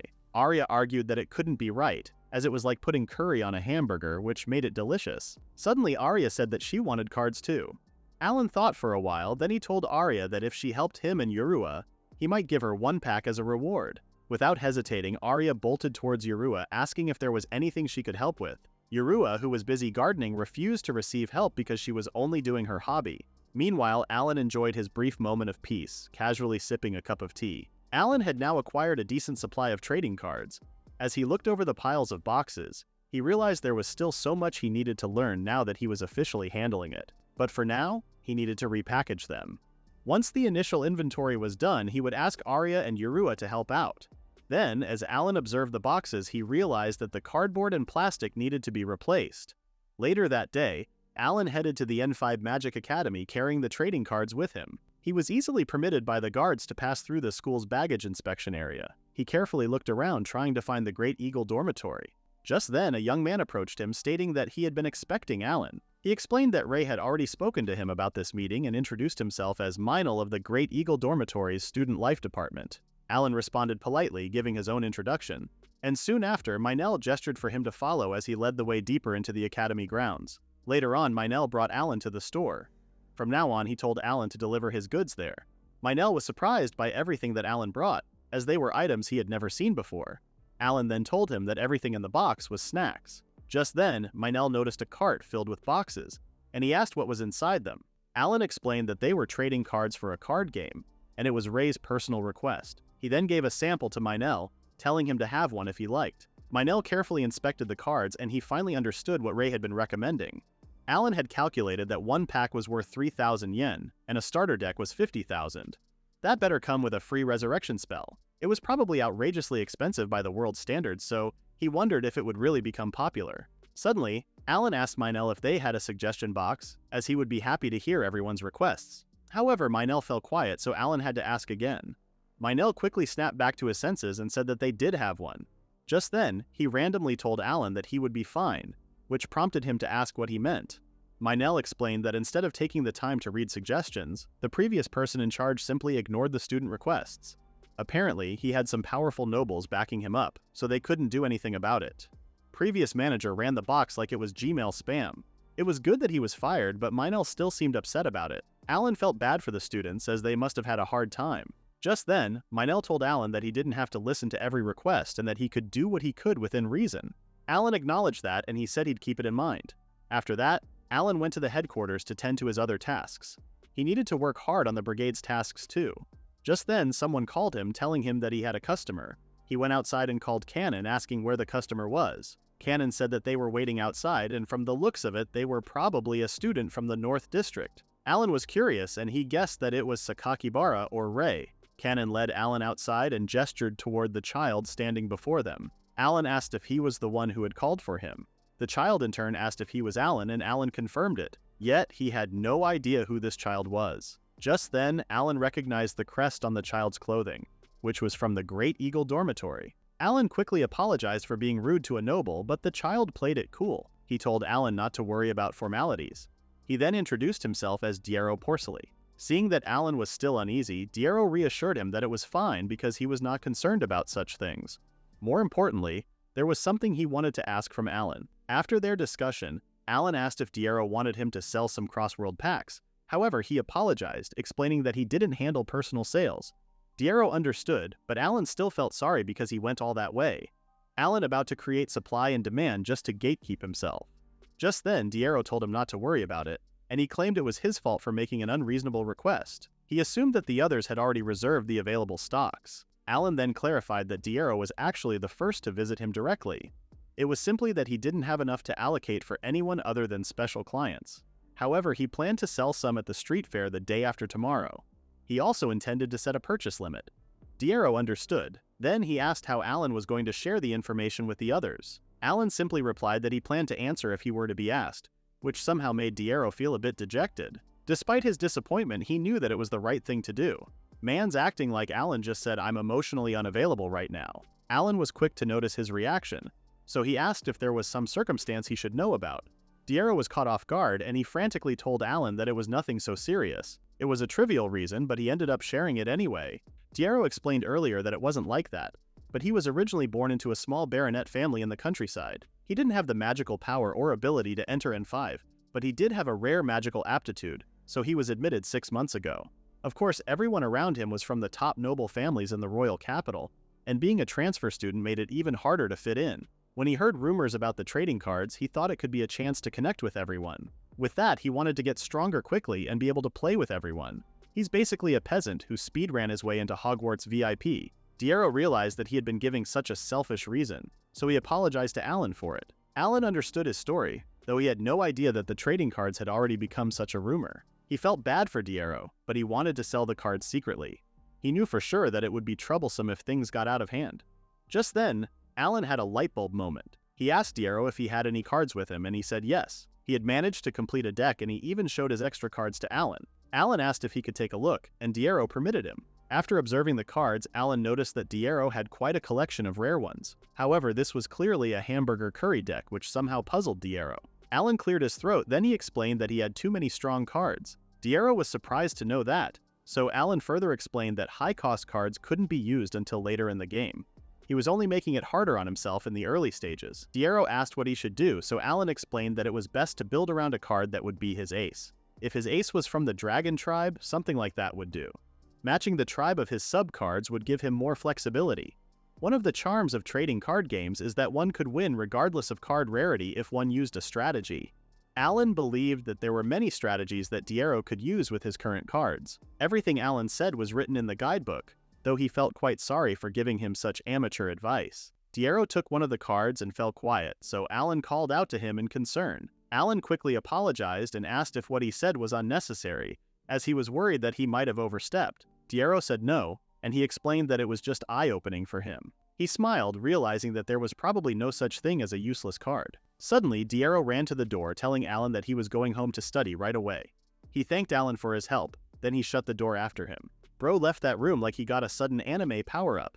Alan had no time to react, and he could only smile at himself, wondering if that was the right thing to do. To be fair, he didn't expect someone to come ask directly. Realizing the sudden demand for cards, Alan also thought about talking to Akira about increasing their stocks. However, before that, he needed to take care of some business. Later that night, he met up with Chris. She told him that his request involved some risk. Although it wasn't illegal, it was still a prohibited item.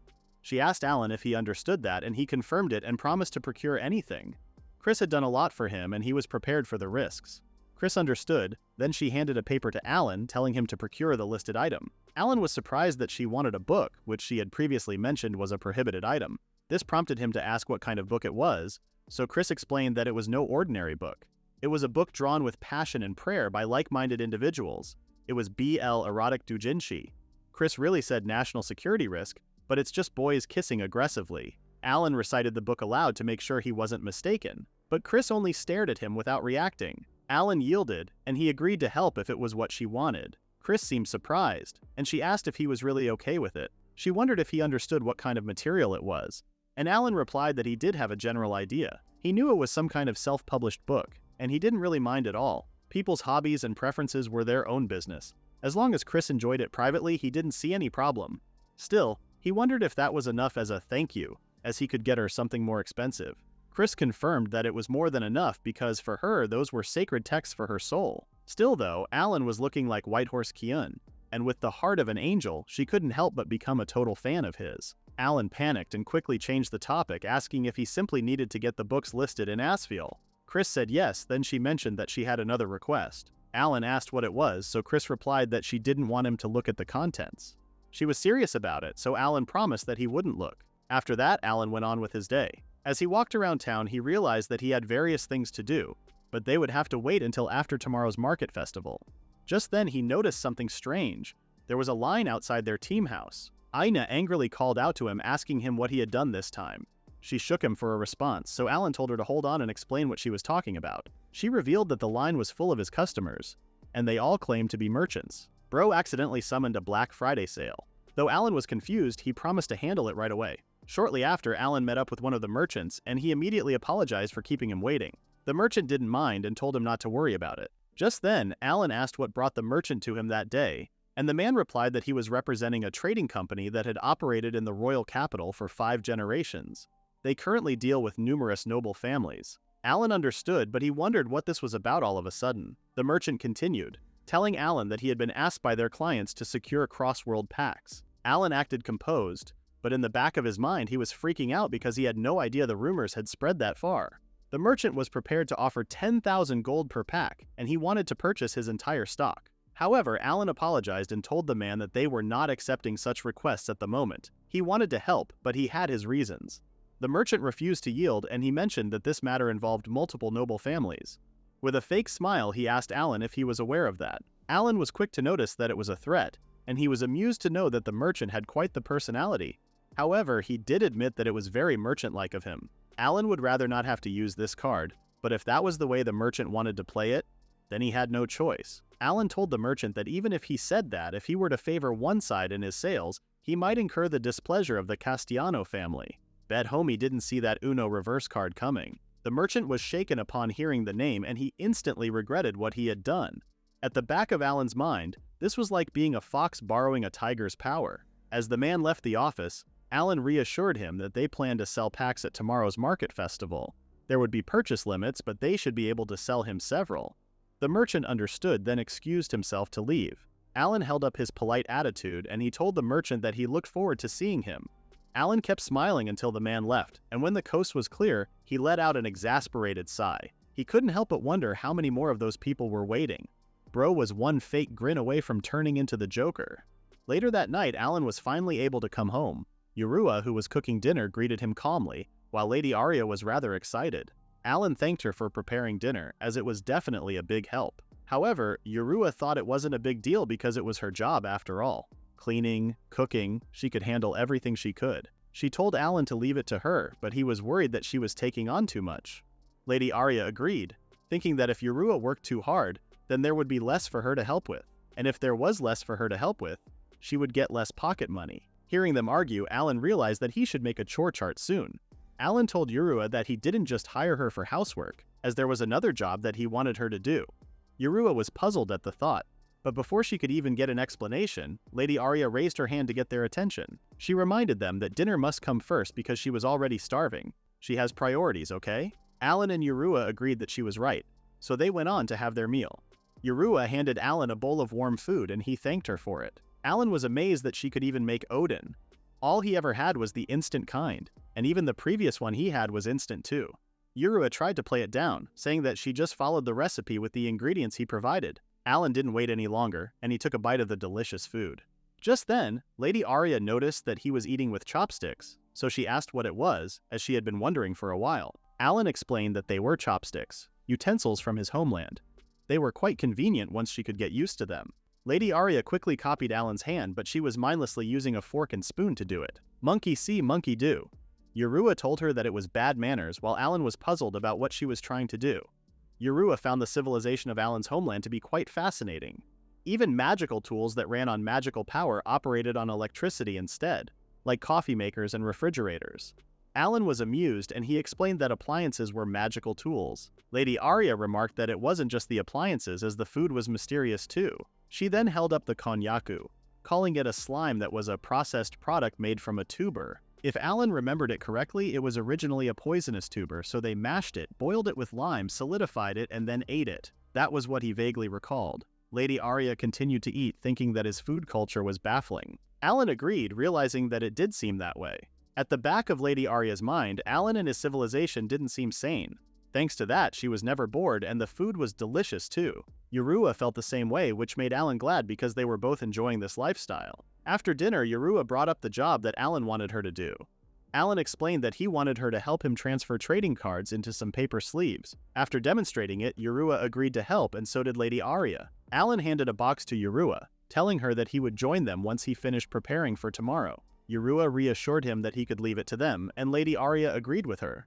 With that, Alan went on with his tasks. As he carried some boxes across the room, he noticed that Lady Arya was scribbling something on the cards. He asked what it was, so she explained that she imbued it with anti-theft and anti-clairvoyance magic. Alan was surprised that clairvoyance magic existed in this world. Man thought this was arts and crafts. but Arya turned it into Area 51. Just then, Lady Arya asked if it was necessary, and Alan replied that it was extremely helpful. He thanked her as he hadn't considered that possibility at all. He had been reincarnated for 20 years now, but he still had no connection to magic. He guessed his Japanese sensibilities were still strong, and it was probably because his previous life was still longer. Just then, Alan asked Lady Arya about what other methods someone could use to cheat. Lady Arya pondered the thought, then she answered that one possibility might be wish upon a star. Alan asked what kind of magic that was, and Yorua explained that it could manipulate the target's causality to bring good fortune in exchange for enormous amounts of magical power and life force. However, it was originally a grand magic created by elves. Naturally, humans couldn't withstand it. Those who stole this magic apparently sacrificed beastmen and slaves. Alan felt uneasy, realizing that a terrifying magic existed. Hearing that, Yorua reassured him that it was an ancient magic that had been lost to time, and she didn't think there was any need to worry. Lady Arya also doubted that anyone would go that far just for some cards. Imagine committing war crimes just to win Uno. More importantly, they needed to continue with their task. Yorua thought she was right, realizing that they should finish quickly so Alan could rest. As the girls fussed with the cards, Alan was relieved that he didn't have to worry about cheating. Still, he should study more about magic. Finally, it was time for the Royal Capital's Market Festival, where Alan had planned to set up a stall in the North District. The atmosphere there was quite different from the West District. It felt a bit like a school festival, probably because there were more students than faculty around. He thought that the procedures were troublesome, especially the double screening for both the guild and North administration. Still, Alan was determined to do his best that day. Just then, someone approached his stall, asking if he was Alan. When Alan confirmed it, the man informed him that he was a messenger from the Ari Trading Company. If Alan recalled correctly, they were the official merchants for the N5 Academy students. He then told the man that if he was looking for trading cards, he planned to sell them. However, there would be purchase limits. Despite the conditions, the man thought this wouldn't be a problem. As far as the Ari Trading Company was concerned, it was enough if they could meet their clients' requests. With that, the man left, which drew Alan's attention to the long line before him. It looked like he might get quite a few people coming by at this rate, and although he had already expected it, he still couldn't believe that there was already an insane number of people. There were even more than yesterday. He wanted customers, not a population census. One civilian wondered what was with the massive crowd, and another replied that he had no idea. Most of them were from N5, and they wondered why they would come to the festival. Seeing the foul looks of his fellow merchants, Alan started to wonder if he had committed a mistake. Suddenly, someone called out to Alan, addressing him as young punk. It was a fellow merchant, mentioning that he hadn't seen Alan's face before. He asked if it was his first time setting up shop in the North District, and Alan confirmed it. He shared that he represented the Alan Trading Company, but the merchant had never heard of him. This somehow explained why Alan wasn't familiar to him. He then went on to say that each trading company in the North District had its own territory. Alan boldly violated that, so he sincerely apologized. Alan seemed puzzled by the concept of a territory, so the merchant explained that Area 3 was a territory for companies that supplied goods to Svol and Leosar. However, Alan's customers were from N5, which meant that he should have been in Area 15. Alan finally understood, and he was very sorry for it. He admitted that he didn't do enough research, and the man stated that he obviously didn't. However, it was just an unwritten rule and not something he would learn from studying. Still, what was done, so Alan was advised to just accept it. Alan just wanted to sell cards, not join merchant mafia. The merchant asked if Alan was listening, and he confirmed it. He then thanked the merchant for letting him know, and he promised to be more careful in the future. The merchant simply grunted, and he spoke to Alan no more. Still, Alan thought that the merchant was quite a nice person. Later on, Alan started to sell some trading cards. He asked one customer to show his guild card, and upon inspection, he informed the customer that he had set a limit of 1 box per trading company. Hearing that, the customer agreed to buy 1 box. He was quite relieved, as it looked like he wouldn't get scolded. By the looks of it, Alan had already guessed that the customer had it tough too. This man definitely has a customer who shouts for fun. Just then, the customer asked to purchase rulebooks and playmates if they were available. However, Alan apologized to the man because he was only selling packs this time. With that, the customer left with his purchased item. At that moment, Alan realized that quite a few customers knew about the card accessories. He guessed that it meant they were spreading. As time passed, Alan realized that it was already noon. The customer flow had settled down a bit, so he decided to take a short break. Still, the cards were selling better than he imagined.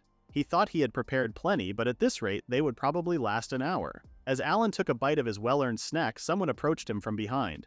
Alan was surprised, so the man apologized for interrupting his break. "Let the man eat, sir," This isn't a meet and greet. Alan promptly asked what he could do for him, and the man answered that he was curious about what his products were used for. Alan held up one card, explaining that it was a battle-type game that used illustrated cards called trading cards. The man asked if it was like the games played in gambling halls, but Alan said that it was more complex. One could create their own deck by selecting and discarding cards so that it could allow for deep strategic mind games. The man understood, but then he had another question. He was sorry to bother Alan, but he was just curious because so many people from N5 were buying them. Alan reassured him that he wasn't a bother, and if anything, he was grateful for his interest. Seeing how people were eagerly buying the cards, the man guessed that it was quite an entertaining game. Shortly after, Alan returned home. Yorua welcomed him, and so did Lady Arya. Alan shared that his day was quite quick, but he was glad somehow. In the end, everything was sold out in 3 hours. It was good that people besides those from N5 showed their interest too. Suddenly, Yorua approached him, handing him a letter that had just arrived. Alan thanked her and received the letter, but he wondered if it really was one because of how thick it was. Lady Arya asked who it was from, and Alan replied that it was the person in charge at the school where he had supplied products recently. In the letter, Alan was informed that he had been sent some sales reports and request forms from students. The trading cards sold out immediately, and about 90% of the requests were related to them. They would appreciate it if Alan could increase the quantity for the next delivery. Congrats, King, you're Walmart now. This letter was sent by Meinl from the Eagle Dormitory's Life Department. As Lady Arya had expected, business was booming and it was wonderful. Yorua was just as glad and she congratulated Alan. Meanwhile, Alan realized that he would have time for rest in a while. Alan wanted to learn more about the trading cards, so he watched a few videos on the internet. The streamer in the video was Lux, and he was talking about the first CW series Assault of the Thousand Dragons that was reprinted last month. This was the first generation series, so there were no Connect-type cards. Just then, someone rang Alan's doorbell, so he went to see who it was. It was Akira, and she brought him some coffee. She asked if he had a moment, so Alan welcomed her inside. As they settled down, Alan mentioned that he wanted to consult her about the trading cards. Akira guessed that if he was concerned about inventory, there was no need to worry because she had already secured an entire warehouse worth. If that wasn't enough, she could arrange for more. This woman does not do half measures. Alan was stunned as she was thorough as ever. After receiving the cup of coffee from Akira, Alan thanked her. Just then, Akira asked if he was watching videos about trading cards, and she commended him for being tedious. Alan shared that he just had something that he wanted to try, which piqued Akira's curiosity. He explained that he wanted to hold a tournament at the academy they did business with. When Akira asked for more details, Alan elaborated that there was a student who wanted to make friends through trading cards. He thought a tournament would serve as both a social gathering and a promotion for the cards. This is the softest business pitch ever. Akira finally understood what it was about. Alan also clarified that it was nothing too formal, it was more like a casual meetup. Suddenly, Akira realized that they would be dealing with the children of nobility, so making this business successful would be significant. In that case, she wondered if Alan wanted to be introduced to an instructor. Alan was intrigued by it, so Akira shared that Mitsuba Sakai, which developed Crossworld, was their subsidiary. She could call him for Alan. Alan was surprised, realizing just how extensive the Saionji group's connections were. Lux was a streamer and national CW tournament champion, and he participated in many meetups so he could be helpful. However, he doubted whether someone like that would really come. After all, he should be a busy person. Akira reassured him that Lux would definitely come. With a calm smile, she again said definitely. This freaked Alan out and he wondered why she said that twice. That second definitely was a threat. He would be grateful for an introduction, but he asked Akira not to pressure Lux. Akira understood, then she took out her phone to make the arrangements. After that, Alan apologized for always troubling her. She had just arranged furniture and appliances for him recently. Akira reassured him that he wasn't a bother because it was her duty after all. However, she admitted that arranging the furniture was a bit challenging. Alan anxiously asked if that was really the case, so Akira explained that it was because it was a direct request from the young lady. There was quite an argument over who would prepare that since everyone wanted to do it. People fought over IKEA assignments. She then mentioned that they were normally a well-disciplined team, so Alan shouldn't worry. Alan smiled and said he understood. In his mind, he also realized just how everyone cherished Saionji. Just then, Akira mentioned that there were also 2 things she wanted to tell him. He asked what they were, and Akira disclosed that first they had deposited payment for his cooperation with the potion research. She handed Alan a card, and upon opening it, he was stunned. He asked Akira if she was serious, and she simply confirmed it.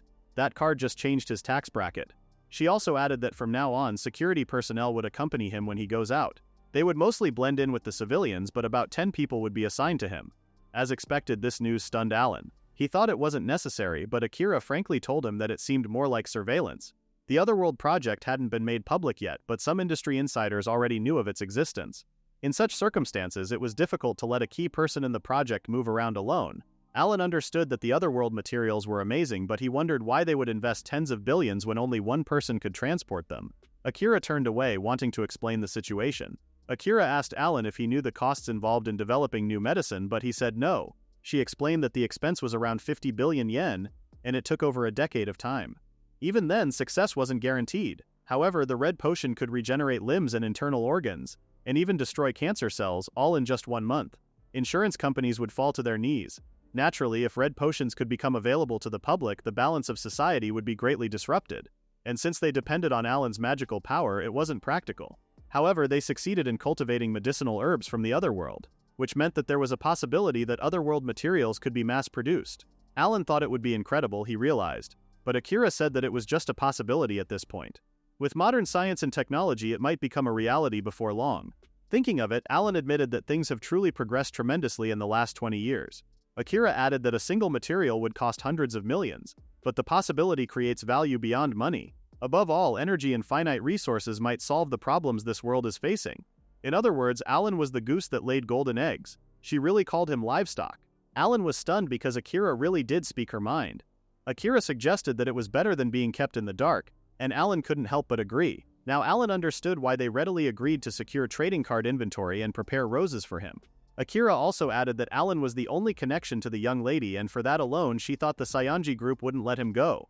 Alan didn't know what to feel, and he asked if he should be happy about that.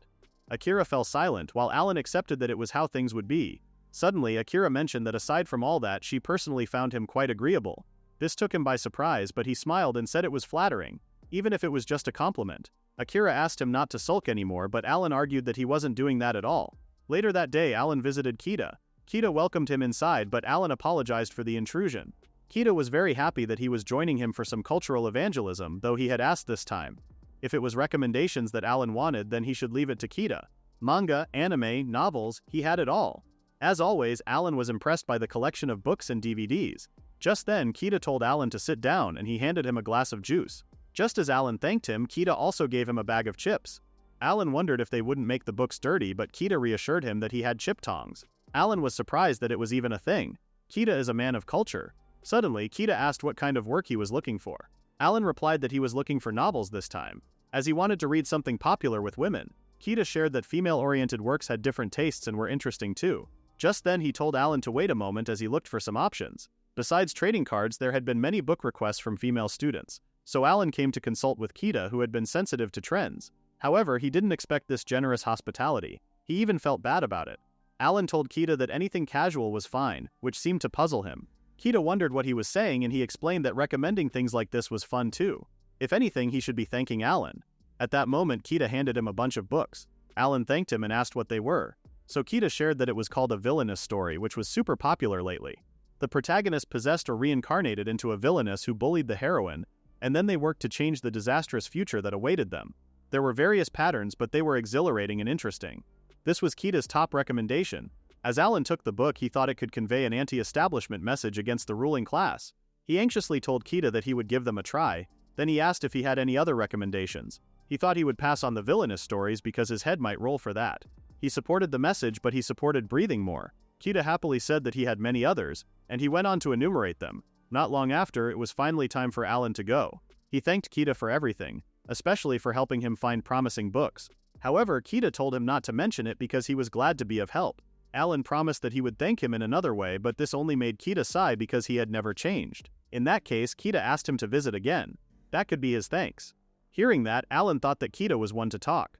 After that, Alan finally left. As he waved goodbye to Kita, he realized that he had made some good friends. That night, Alan immediately searched for the books Kita mentioned. Thanks to him, Alan was able to order the books without any trouble. However, this was different from when he was with the brigade, and he wondered if it would pass censorship. N5 supposedly had many valuable books, but he doubted that they had entertainment books.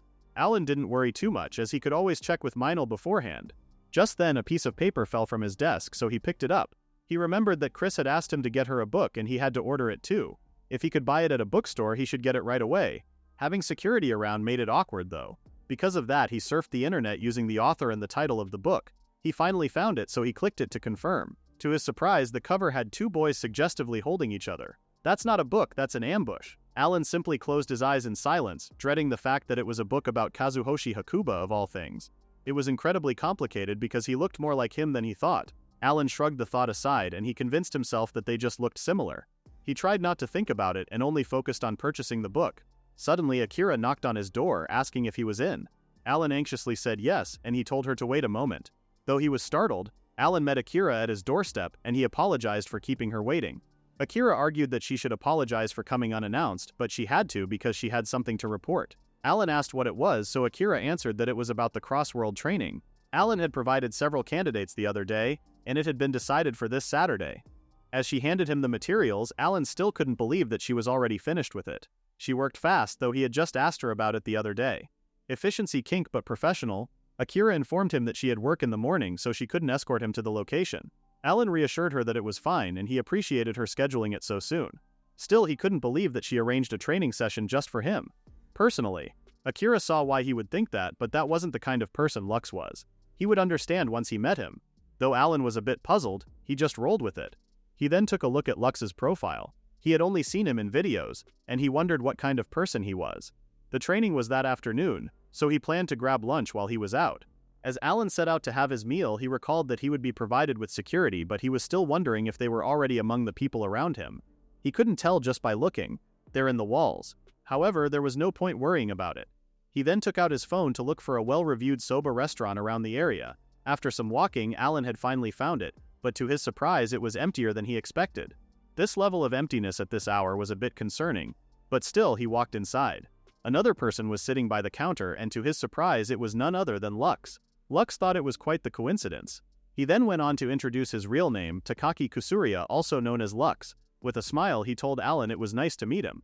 Alan returned the favor by introducing himself as well, and he also thanked Lux for taking time out of his busy schedule.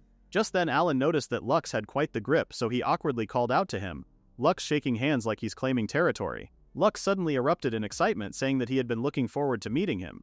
His eyes sparkled with awe as he told Alan to feel free to ask him anything. Alan awkwardly thanked Lux, though he didn't really get why he was acting that way. He did seem like a nice person. Suddenly Lux stared at Alan because he looked like someone else. The people around them also noticed Alan, and they speculated that he was Shirama, the guy from one stage.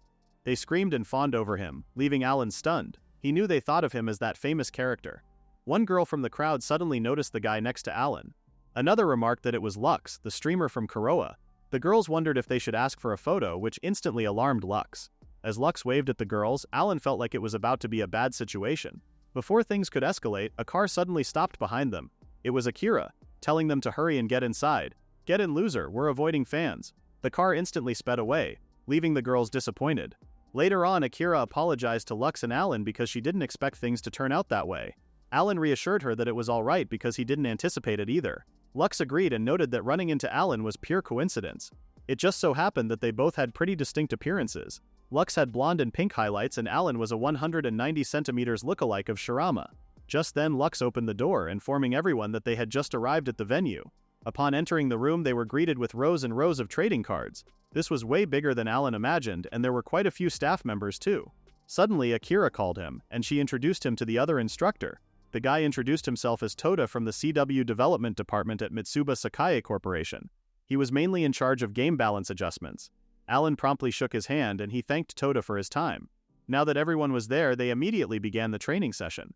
Toda wanted to start right away, but before that, he wanted to ask a few questions. When Alan allowed it, Toda recalled that Alan mentioned wanting to hold a small tournament or social gathering. He wondered about the age range and how many people were attending, and Alan replied that it was aimed at middle school and high school students. He was also planning for about 30 people. Toda asked how long CW had been popular there, and Alan replied that it had only been about a month. Toda understood, and he realized that CW hadn't really taken root in their country. Alan, on the other hand, wanted to say that it was actually another world. Bro had to stop himself from saying spoilers. Toda asked what the current environment was like, meaning what types of cards were in circulation. Alan replied that it was just the first set, Dragon Onslaught. In that case, Toda recommended a social gathering. The current environment wasn't really suited for tournaments, which piqued Alan's interest. Toda explained that the first set had a lot of cards with simple abilities because users needed to get familiar with the game. Lux chimed in and added that it tended to turn into character card brawls. Of course, Alan could still have plenty of fun with just the first edition. However, if he wanted to hold a tournament, Toda recommended waiting until after the next set, Wisdom of Magic, became widespread. The strategic depth would increase dramatically by then. Hearing that, things started to make sense to Alan. Dragons actually existed over there, so he thought Dragon Onslaught would be relatable. However, it seemed that he made the right choice in terms of order. Suddenly, Toda told him that lending out decks for beginners might be a good idea since it was aimed at students. Lux added that half decks where one played with half the cards could work too. They were simpler and easier to learn the rules. Alan could also consider beginner-friendly half decks. After hearing all that, Alan couldn't help but fall silent. Bro's last 2 brain cells buffered. Lux quickly apologized for getting carried away, but Alan clarified that it wasn't that. He casually thought about holding a social gathering, but he realized it would be impossible if he tried to do it all on his own. Lux reassured Alan that it was totally fine and that he just needed to learn as they went through it that day. Toda also told him that that was what they were there for. Hearing all that convinced Alan that they were both so reliable. Just then, Lux suggested getting into the detailed explanation. He pointed over at the card types nearby, and Alan agreed to it. Shortly after, Alan introduced the Dragon King Ballhard, an extremely popular card. If it were an old version in good condition, it could go for millions of yen. This was just a fun fact for Lux, but Alan was blown away. Not long after, their meeting for that day had finally concluded. Alan bowed and thanked Lux for staying so late, but Lux got flustered over it. Just then he remembered that he had something for Alan. He handed him a paper bag, prompting Alan to ask what it was. Lux answered that they were posters and scripts that he could use directly for rule explanations. He also gave him a handmade card and a rule dictionary. He came prepared like Santa. Stunned, Alan asked if Lux was sure about giving him all that. Lux reassured him it was all right, and that he didn't have to worry about it.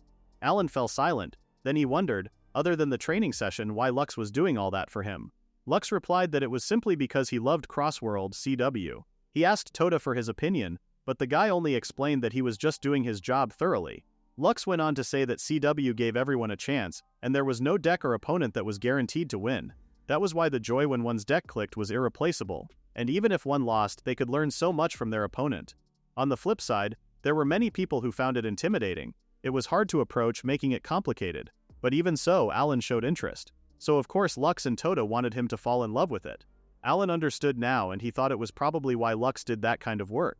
Suddenly, Lux sneakily told Alan that if he got hooked, he should appear on his stream. If he did, the one-stage fans would eat it up.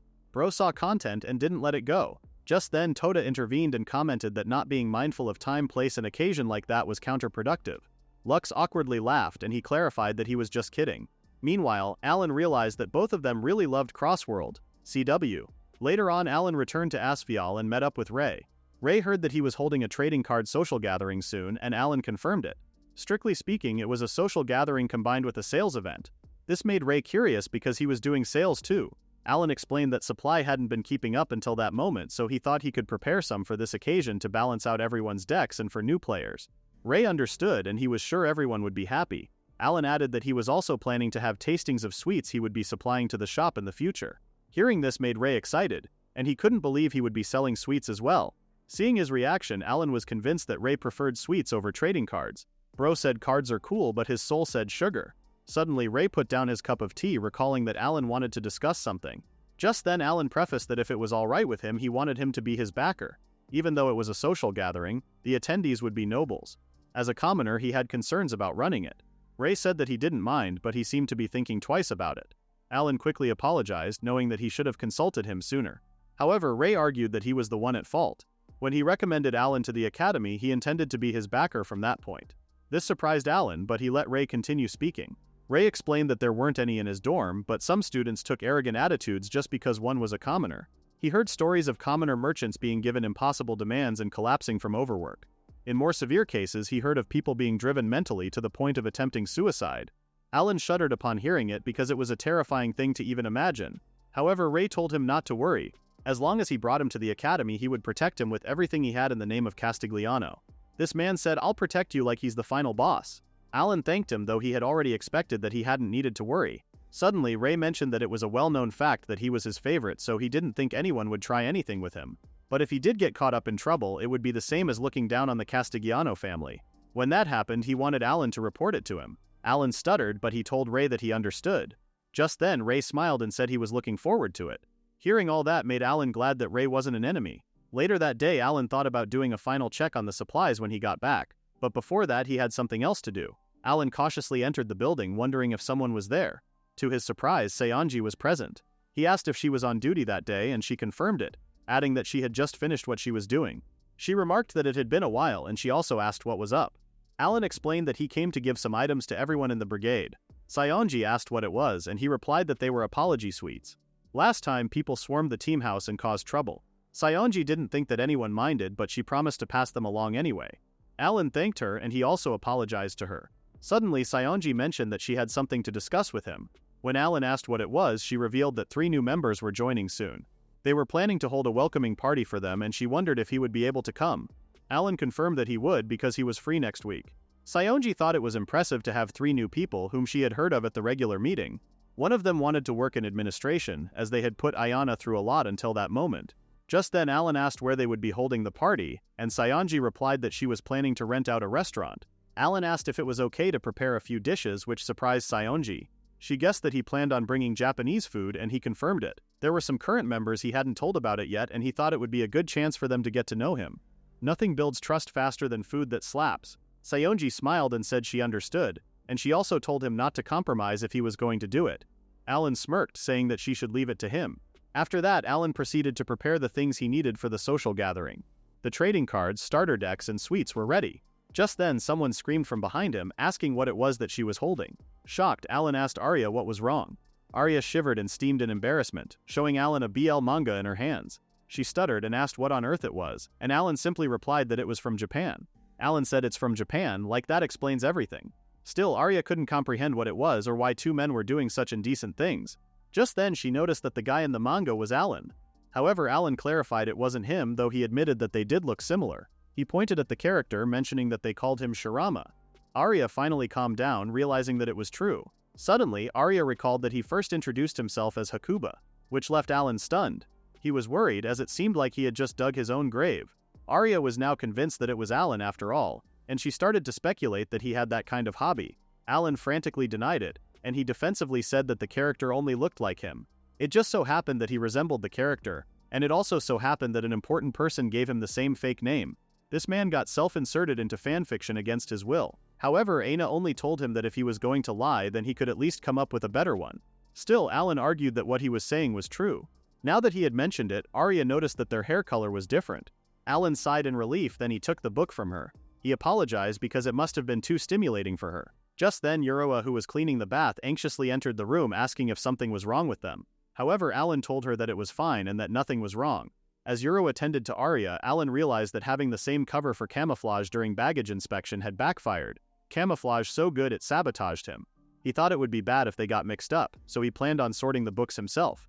Right away he grabbed some sticky notes in separate boxes.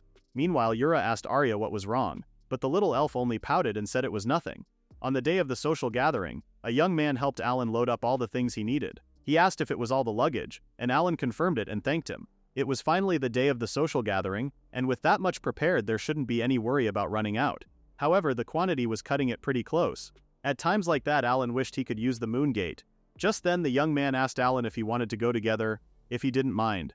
Alan asked if he was sure, as he would greatly appreciate it. Before they began their journey to Isekai'd, Alan started to feel nervous. This was a different kind of nervousness than the open-air festival, but he hoped it would go well. Not long after, Alan arrived at the Isekai'd Magic Academy, where he was greeted by Minel. Minel informed him that the staff would be handling bringing in the luggage, so he would show him around first. Alan thanked him and accepted the offer. Just then, Minel opened the door and showed him the venue. To Alan's surprise, he found himself in a grand and luxurious hall, sparkling with the most sophisticated arrangement. Stunned, he remarked that it was pretty spacious. Minel explained that the hall was used when all the dormitory students of Owashi dorm would gather. All the dormitory students totaled around 200 people, which shocked Alan because he thought there were only about 30 participants that day. Minel said he was right, but the right-size venues were all booked. However, he told Alan not to worry because they made sure to have plenty of staff on hand. Plenty of staff, aka emotional support NPCs. Alan thanked him and he convinced himself that everything would be fine. With that, Minel confirmed the schedule for that day. Alan then gave him the flow of the event, and he also explained that the social gathering would be split into 2 groups, beginners and experienced players. Minel asked which one he should help with, and Alan replied that he wanted him to watch over the experienced players since he would be giving a lecture for the beginners. Minel reassured Alan that he could leave it to him because he already understood the rules. Alan was surprised to hear that, so Minel explained to him that he needed to know about the products because he was in charge of the shop, though he did admit that he learned a lot of it from the students. Alan thought it was very reassuring, but he basically only needed him to supervise. Just then he gave Minel a book and told him to use it if there was anything that he didn't understand. When Minel asked what it was, Alan answered that it was a list of card types and effects that was handmade by an acquaintance. Now that Alan thought of it, the one that Lux gave was the English version. People in this world seemed to be able to read Japanese, but he wasn't so sure about English. Lux had it made in English so people in Alan's country could read it too. With that in mind, he asked Minel if he could read the text in the book. Minel said it wasn't a problem, but he had never seen those characters before. Alan asked what he meant, but then Minel didn't answer and asked another question instead. He wondered if Alan was from a magic school, but he said no and added that he was just an ordinary commoner. Minel went on to explain that in this world there were spirits that governed words and writing. It was thanks to that power. Alan seemed confused, so Minel elaborated that they were called the spirits of thought. All writing and words were conveyed through those spirits, and because of that, all living beings above a certain level could communicate with each other. So you're telling me autocorrect is actually a god? Alan was amazed to hear it, while Minel told him that there was no need to worry. Alan understood now, and it was no wonder that transferred people didn't have trouble. He could definitely read English there too. Just then, Minel noticed that the luggage had started to arrive. He asked if they should start preparing, and Alan agreed. But before that, Alan asked one of the men if he could take the box he was holding. The man instantly gave it to him, much to his relief. That was close. He needed to keep the BL book isolated. With that, he decided to leave it in the luggage area. BL book secured like it's a nuclear launch code. Just then, as he thought about where to put the other products, he noticed the students peeking through the door. One of the students apologized because he just couldn't wait. However, Minel told him that it was still an hour early, so he advised him to wait patiently. Despite his disappointment, the student respected Minel's words. Alan couldn't believe that there were students that excited about it, but Minel told him that everyone had been restless last night. That was exactly why they needed to make it a success. Minel promised to give it his full support, and Alan thanked him for it. Alan had received help from so many people, and he couldn't let this fail. Shortly after, it was finally time for the event to commence. Alan took command of the room, and he cleared his throat before speaking. He thanked everyone for gathering there that day, and he introduced himself. He had received a recommendation from Ray Castigliano and had been supplying products to the shop. That day, he brought a detailed explanation of CW being sold at the shop, and he also brought sweets he was considering supplying in the future. While this also served as a sales event, he had prepared them as samples so everyone could try them. If they were well received, he would stock them next time, so he told everyone to share their thoughts. Finally, he announced that at 9:30 they would begin the CW social gathering. With that, all the students started flocking to the tasting corner. They thought it looked delicious, and they couldn't decide which ones to eat first. Even though they were noble children, they still had their childlike sides. Now Alan needed to get on with preparing for the lecture. A few moments later, Alan finally finished his lecture on how to play. He planned on moving on to the actual matches, but he first asked if the students had any questions. They said that they didn't have any, and they were eager to try playing it at least once. Hearing that, Alan decided to get started right away. One of the students thought it would be difficult, but they were relieved that the teacher's explanation was easy to understand. They quickly realized that they made an error by calling Alan their teacher. Alan, on the other hand, knew that the credit belonged to Lux's materials. Just then, Alan handed the practice decks to one of the students, and the student thanked him. As the students tried it out, Alan noticed some loud chattering from nearby. It was quite the commotion, and it seemed to be from the experienced player's side. He had already settled things on his side, so he went to check it out. He briefly excused himself from the group to go and take a look at the experienced players. As he walked closer, he wondered if it was where the commotion was coming from. To Alan's surprise, he saw Diero fully immersed in the game. The students began to exchange whispers, saying that Diero was doing his best but struggled against a high-rarity deck. They did admit that he came so close. They actually thought it was impressive that he survived that long. Just then, Diero's opponent told him not to hold back just because he was from a Viscount family, that was, if he had any chances of winning. His remaining life was 5, and on the field he had the SR card, Flame Dragon Galdron. Diero remained silent, while his opponent pointed out that his remaining life was 1 and that he had no character cards on the field. Diero's opponent was sure that he understood. If he didn't turn this around at that moment, his defeat was certain. As Alan listened, he knew that he couldn't root for either side given his position. However, he still wanted Diero to do well. Meanwhile, the students continued to whisper, convinced that a comeback seemed unlikely. However, Alan remained optimistic, recalling that Lux once said that there should be a chance. Just then, Diero said that he would now take his turn. First, he summoned the Sea Beast Luminous, and with its ability, he drew 1 card. His opponent mentioned that using a common card was a bit desperate, especially since its ability was pretty weak. However, Diero still placed his card, arguing that it wasn't true at all. His opponent asked what the card was, and Diero replied that it was the Azure Sea's Blessing. For 1 turn, a character's attack power could increase by 10. Additionally, if it were a sea attribute, the card's cost was added. His opponent was confused, but he already got a hint of what he was trying to say. Suddenly, Diero revealed that Luminous's attack power totaled 15. Galdron with 10 defense was destroyed, and the excess damage took out his opponent's life. That was the game. His opponent was stunned, unable to believe that his strongest deck had been defeated. And with that, Meniel announced that Diero was the winner. Everyone clapped for Diero, but his opponent collapsed on the table. Bro collapsed like a villain after the final blow. Diero thanked him for the match, and he mentioned how he was so strong that he had to give it his all. However, his opponent remained silent, still resting his head on the table. Just then he asked if his name was Diero. When Diero confirmed it, his opponent suddenly sprang from his seat, excitedly claiming that he was moved. He couldn't believe there was someone that strong. He lost the match and gained a religion. Though he was faced with complete defeat, he seemed rather excited by it, which confused Diero. One of the students claimed that she was surprised too, while another was amazed that Diero was able to turn that situation around. They asked Diero to teach them sometime, and the others continued to praise him for winning with a low rarity deck. As everyone showered Diero with attention, Alan couldn't help but be glad for him. Suddenly, Diero said that Alan taught him that even with low rarity cards, one could win with ingenuity. With a smile, he thanked Alan and gave him all the credit. However, Alan argued that he didn't do anything and that everything was simply Diero's own skill. Just then, the students asked both Alan and Diero to teach them CW. Later on, the bell rang, indicating that the event was over. As Alan checked on the reports, he decided that the day had concluded. The social gathering had no major issues, and all the products sold out. He could say that it was a success. Suddenly, someone handed him a drink, congratulating him for his good work. It was Ray, who seemed concerned about possibly interrupting him. However, Alan reassured him that he didn't, and that he was just cleaning up. He then took the drink from Ray and thanked him. Just then, Alan thanked Ray for everything that happened that day.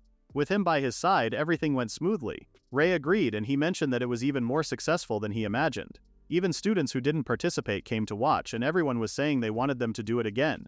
Alan couldn't believe it, but he was honored to hear it. Suddenly, Ray told Alan that he needed to thank him. When Alan asked what it was for, Ray explained that the academy was all about merit, which he assumed Alan already knew. By nature, most students were upper-class nobles, but skill and talent had nothing to do with social status. Still, because of that environment, a lot of people didn't fit in. Ray thought that the gathering that day was a great opportunity for them. That was why they couldn't let it go to waste. This kid skipped childhood and went straight to management. Alan asked what he meant, so Ray explained that those with power had a duty to protect the people, and for that one needed connections and information first. So Ray wanted to use this as a stepping stone to break down the old traditions. Alan praised Ray for being so incredible, but he said that his position and abilities were just blessings he was born with. That was exactly why he had to use them for others. Just then, Ray apologized for going on so long, then he thanked Alan again for that day. This post-event debrief sounds like a motivational seminar. However, Alan insisted that he should be the one thanking him. Then, as Ray was about to leave, he promised to take full accountability for cracking down on any trading card fraud. Alan could just focus on his own work. Alan thanked Ray, though he felt like he was half reassuring and half terrifying as always. He couldn't help but wonder what methods Ray would use. Bro's about to audit kids over cardboard. But still, using blessed power to help others impressed him. This made him look at his own hands, realizing that he was no noble. Now that he thought about it, his skill and his second life weren't things he earned through his own effort either. That's a full identity crisis between chores. He was given that skill and he hoped he could use it to help people too. That said, the business ideal was good for all three, but he wasn't going to sacrifice his own profit though. It was good for the seller, good for the buyer, and good for society. Suddenly, Meniel approached, calling out to him. He informed Alan that the cleanup was all finished, and he also commended him for his great work that day. Alan insisted on thanking Meniel for working it out. Then he told him that it wasn't much, but he prepared some sweets for the staff too, so he should feel free to share them with everyone. He really said employee benefits = sugar rush. As Meniel received the sweets, he thanked Alan with a smile. Alan apologized because it was all that he could give as thanks. With the regulations, this was his limit. Still, Meniel reassured him that this was his job, and besides, it was fun to watch. Just then, Meniel offered to walk him out, but he said it was okay because he still had something to take care of. As Alan walked away, Meniel called out to him in concern. To his surprise, Alan had a horrified look on his face, and he was asking if he happened to see a book. His soul left his body for a second. Elsewhere, a noble girl entered her room and headed directly to her bed. She threw herself into it, saying that she was exhausted. By the time she finished everything, it was that late. However, she admitted that the gathering was quite productive. She went to make connections for the Sayherb family, but that game turned out to be pretty interesting. Now that she thought about it, there was something about collecting books. She heard everything being sold was rule books, but when she opened the one she just bought, her cheeks flushed bright red. She couldn't believe the contents of the book, and she wondered what the hell those pictures were. She got hit with 18+ plot twist. Meniel asked if a book was missing, and Alan confirmed it, specifying that it was a thin book with a cover on it. He set it aside in the luggage area, but it was obviously gone. Meniel understood, and he offered to check with the staff right away. Just then, a maid stepped forward, anxiously apologizing to Alan. Alan asked what happened, but first he wanted the maid to calm down. With that, the maid explained that when they were setting up the venue, she put it out with the items for sale. It had the same cover as the other books, so she got them mixed up. Alan was horrified, and he realized this was the worst. It was not the maid's fault though. The maid bowed her head in apology, stuttering and admitting that she really didn't know how to apologize. She confessed like she triggered the apocalypse. However, Alan said that this was his mistake, and he even apologized for getting the maid involved. Just then, Meniel asked him what he wanted to do. He also told him that they had a record of who purchased it. Alan said they would have to alert them and collect it because it was important, so he absolutely needed to get it back. However, some students had already left the campus, and the earliest they could get it to him would be the next day. Alan said it was fine, and he asked Meniel to do just that. Someone's definitely staying up tonight. With that, Alan left in a hurry. Meniel called out to him, but he didn't look back and kept on going. All he could do was hope that they could collect the book before anyone saw what was inside. Later that day, Alan went home all dazed.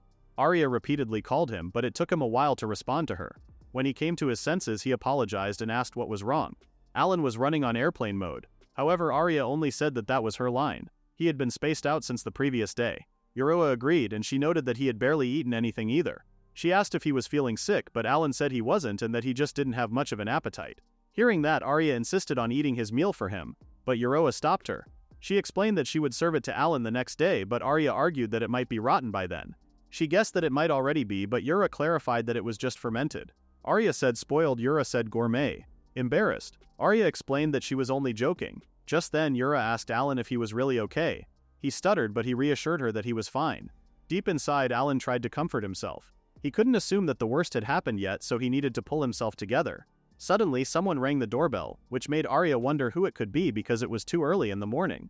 Alan stood up to check it, and when he finally reached the gate, he apologized to the mailman for making him wait. The mailman handed him a letter, informing him that it was express mail from the National Postal Service.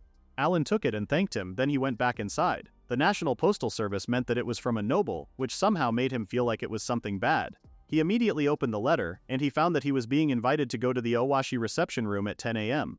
This invitation came from a noble individual named Lumal Seherb. Bro opened the letter and felt his lifespan drop. And so Alan did what he was told and he headed to the meeting place.